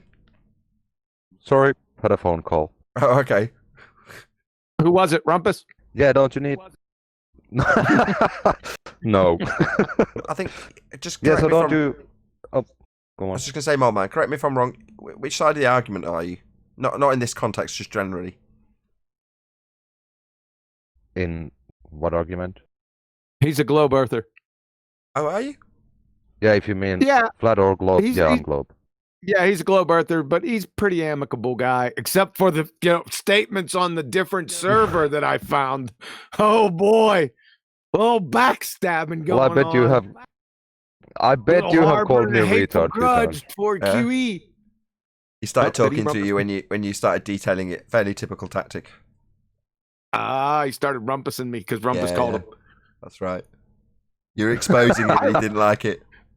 Now, what if this would happen? What if I went on another server and because we had pretty amicable conversations, pretty, on a level, we have some laughs. But if I go on another server and I said you're mental, what would happen? Yeah. I would think that's just your normal behavior. Oh, he's gonna shift it over onto me, huh? Yeah, that's another typical behavior. No. So it's QE's fault, really. Really, QE should apologize to you. No. He can call me a retard as much as he wants. No problem. Oh, thank you. Oh, can I trim that out? Yeah, I have no issues with that. No. You're not demonstrating stupidity, though. You're actually, as QE puts it, very amicable. That's why I thought you were on our side. No. Well, he is, just when he's talking to us. Face to face. No, I'm not on your side. On the shape. Yeah, that's fine. But don't you? Yeah, but don't you need? Oh, sorry. Go on. Sorry, go ahead, my old man. Yeah, don't you need like mass for entropy also? Is it joules per Kelvin? I thought we just went over this. Doesn't. Well, I guess I was having my phone call at that time. If you went. Okay. Yep. Joules per unit Kelvin. Okay. Yeah, and isn't joules like 1 joule is 1 Newton meter? Oh, Newton. Sorry, not Newton meter. A Newton meter. No, Newton. 1 Newton. Don't you? Okay, so it's a Newton. Okay, so what's a Newton? Is that like a cracker? Newton utilizes G also. Yeah. No, Newton. Well, M1 Well, a Newton. No, he doesn't. A Newton. Oh, yeah, he doesn't. Sorry. Go on. Yeah, sorry. isn't 1 joule is 1 Newton meter, 1 watt second? No, kilowatt hours. What the fuck? No, never mind. Hold on, we've got Newton meters, kilowatt hours. We're going all over the place. it's- I'm totally lost. Yeah, but yeah, 1 Newton meter. 1 joule is 1 Newton meter. Okay. Isn't that where joule is derived from? Okay. That's wonderful. Is that mass? Yeah, what's 1 Newton meter? Sorry, we're talking about Newton meters, and Newtons will be utilizing gravity, won't they? Yeah. No, we're looking for the mass and the joule. Newton meter. Exactly, we're looking for the mass, not the Yeah, Newton. yeah, and but in entropy you have joules, which are Newton meters. So you need in mass entropy, you for have joules, which are entropy. Newton meters. In Newton meters, do we have mass? Yes. You need Really? mass for Newton meters. What's mass?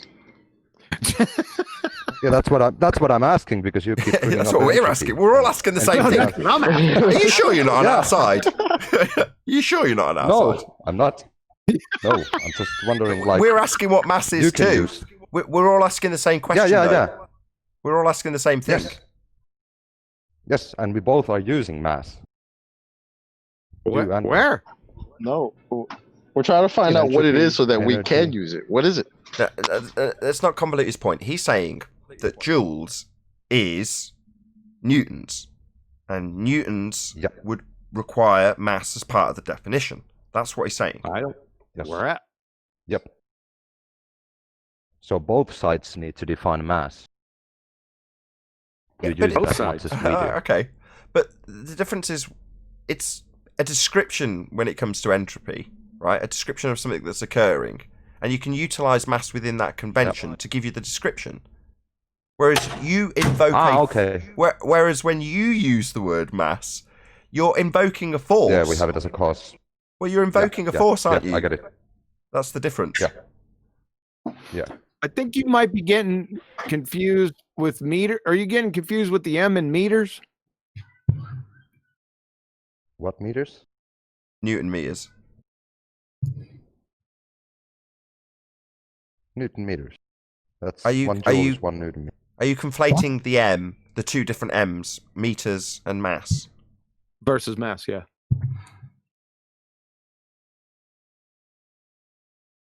Wait a second. When you went with NM, was that the M that you were referring to, or was there a different M within the definition of newtons that you were referring to? Because you could definitely, you can pull this back. You could pull it back and save yourself from the brink. It's not too late. You're not going to get berated. You've done nothing stupid so far. I've just pointed that out, right? Notice how amicable this is. It's just the Newton, not the meter, the Newton. Perfect. So within newtons, you're saying there's a requirement for G and M, right? Within the definition of Newton, or a Newton. Yeah, just M because it doesn't have G. And where does this tie back to entropy, though? Because you're saying we have to define it because a joule is a Newton meter, which requires defining with mass. Yeah, but I get your point because in your case, the entropy isn't the force because its pressure is the force, even though that uses mass too. But where what's mass? He's right. He's just saying within the convention we're going to have to use a description for what is actually being dispersed, diffused. The entropy increase is going to have a definition that could be defined by us in that context within that convention. But when they define it, they're invoking a force when they use that word. That's the difference. Yeah, I get the distinction that you make there. But I got a question regarding this. Just before you do, Paul. We covered this the other day. In other words, you're right, Moldman. We are left in a tricky situation sometimes if it's not really clearly defined in terms of the convention we use, because we say mass also. That's your point, right? And you're right. And we've had to clarify that. I think it was it on yesterday's show, QE, or was it on Ballbusters? But we had to clarify it and say, yeah, we're guilty of it too. And then I actually trimmed it out. It was on one of these shows. I actually asked QE to define how conventions are utilised. So you're right. Yeah, and like we talk about pressure, and that's mass per force per unit area, and in forces you have mass times acceleration. So we got a big problem with that. What's mass? Okay. Which bit? You always have a problem. Problem with which bit? Mass per unit area? Is that the bit you've got a problem with? Yeah, I got a problem with. Oh, with you asking me or him? I'm asking QE. What was your issue? You said they've got a big problem. Force. I got a big problem because he said force equals mass times acceleration. What's mass? Yeah. Yeah, it's back to the force. Yeah, exactly. It's back to you're either going to start defining it as mole or more likely inertia, right? That's why his name's Mole Man. Mole Man. Yeah. Boom boom. Boom boom. I heard QE ask what's a mole enough times to make that a name for myself. But you got a problem with that F equal MA too, because that's been falsified. Well, let me ask you this question regarding all this. I've got you on the back burner, Paul. I promise I will get. I gotta go. Sorry, I gotta go real soon because I haven't planned to. Big thank you, Mole Man, for being nice and not requiring a telling off. Thank you so much. Thanks. Okay, Thanks for no, calling that's me a mental. joke. Appreciate that. Thanks for calling QE mental. It's not true. It's perfectly sane. Thanks for your honesty. It's all right. Check it out, right? We get a nice globe head and we all give him thanks. Send him on his way with a pat on his back. Rub him on his head, little head.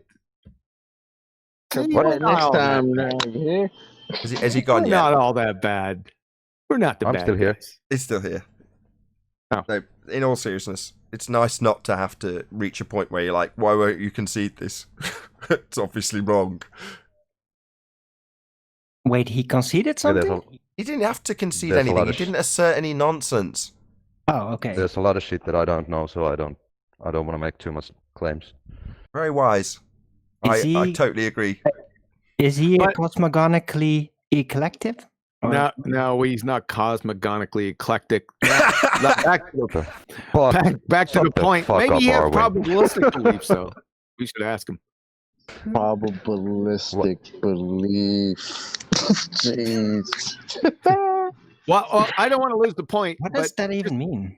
Yeah, I know. I don't want to lose this point, though. Back to the original query or the claim that you said, after you said I was mental, that he's now going to disprove weight. So didn't I just do that? Yes, you did.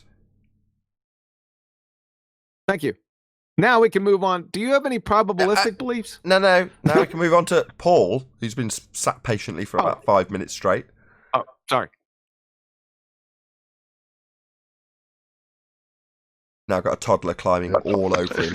Well, wait a minute, yeah. No, I had to get to the mute button. I stuck my phone in my pocket. I had to get to the mute button. I know you disproved weight, but even in that, let's give them weight. Can weight decrease entropy? I gotta go before the answer. See you guys later. All right. I'm gonna stay here to listen, but I can't talk. Fair enough. Good, man. Take it easy. There's a PhD physicist in chat that Mike could answer. Oh yeah. I'll be looking for. Hold on. I'll be looking for more comments on other servers about me. Thanks, man. He's already gone. Go ahead, Dave. I rumpushed you. There's a I'm used to it. 10th man usually does it, but you do it sometimes too. At least it's not me. There's a PhD astrophysicist in chat. His name is Brew. Yeah, he was in here yesterday. Yeah, he could probably answer some of these questions. He can't answer them. Oh, see if he can answer mine. How does weight decrease entropy? Nah, don't ask him. Don't go to chat game. Let him come in here on voice. He was the one who claimed the second law of thermodynamics was science. And by the way, Brew, you don't know what the second law of thermodynamics is, brother. I can tell just by what you said before yesterday, real quick. I caught that last part yesterday. Yeah, you don't know what it is. You're a pretender clown. Yeah, pretender clown. I bet you thinks Delta G's a disco band from the 70s. I'll guarantee it. He's a pretender with the same MO as all the other people like Rumpus and Zanuck. They all have the similar MO. Yeah. But did you want to round that out with a point, Paul? Or if not, I'm going to round out the show. Well, Zanuck brought him in. Don't round it out, Paul, because he's going to round out the show. Oh. Hold on, okay, Dave. my point is... Okay, go ahead, Nathan. I'm waiting on you. I'm waiting on you, Paul. Go ahead. Basically, if anything that violates the second law, which would be everything has to tend towards increase in entropy. If gravity can decrease entropy, then it violates the second law. Right? That's correct. Oh, can I correct myself, by the way, before you round out the show? I didn't mean cosmogonically eclectic. I meant cosmogonically agnostic, or in other words, a flex earther. I actually knew what you meant when you said that, Arwin. And although the second word was incorrect, now corrected, I did actually know what you meant by that. In other words, oh, right, it's like he's a swinger. You basically, right? He's like, oh, yeah, well, yeah. I've got to kind of going to assert my globe belief, but I don't really hold it. And I understand where there's things that are correct within it. That's kind of the impression that I got as well. Right. Cosmogonically agnostic. Yeah. Cosmogonically. Flows off the tongue once you say it a couple of 100 times. If you say so. Dave. I have. You did. Dave, did you want to say something? No. No, I'm all good. Hey, Dave, what's light? Oh, God, don't start. We're continuing on. God is light, chocolate. I'm glad you're finally arriving to that conclusion. I'm going to say a huge, massive, enormous thank you to all of you who tuned in for this epic after-show spectacle, or whatever you'd say it is. A massive thank you to both Discord and G Plus panels for making today's after show possible. And of course, a massive thank you to all of you in either Nathan Oakley 1980 or Nathan Oakley premiering streams for hopefully smashing the super chat, liking, commenting, sharing, subscribing, and all that good stuff. Be sure to check out nathanoakley.com and the Flat Earth Debate Forum to keep up to date with the community debate. I've been Nathan Oakley, and I'll see you all in the next video.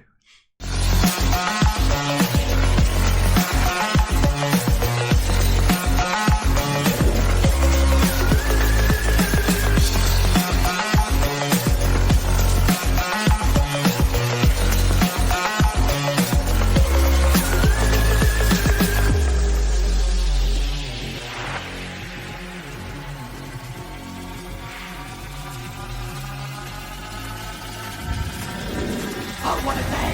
What a lovely day!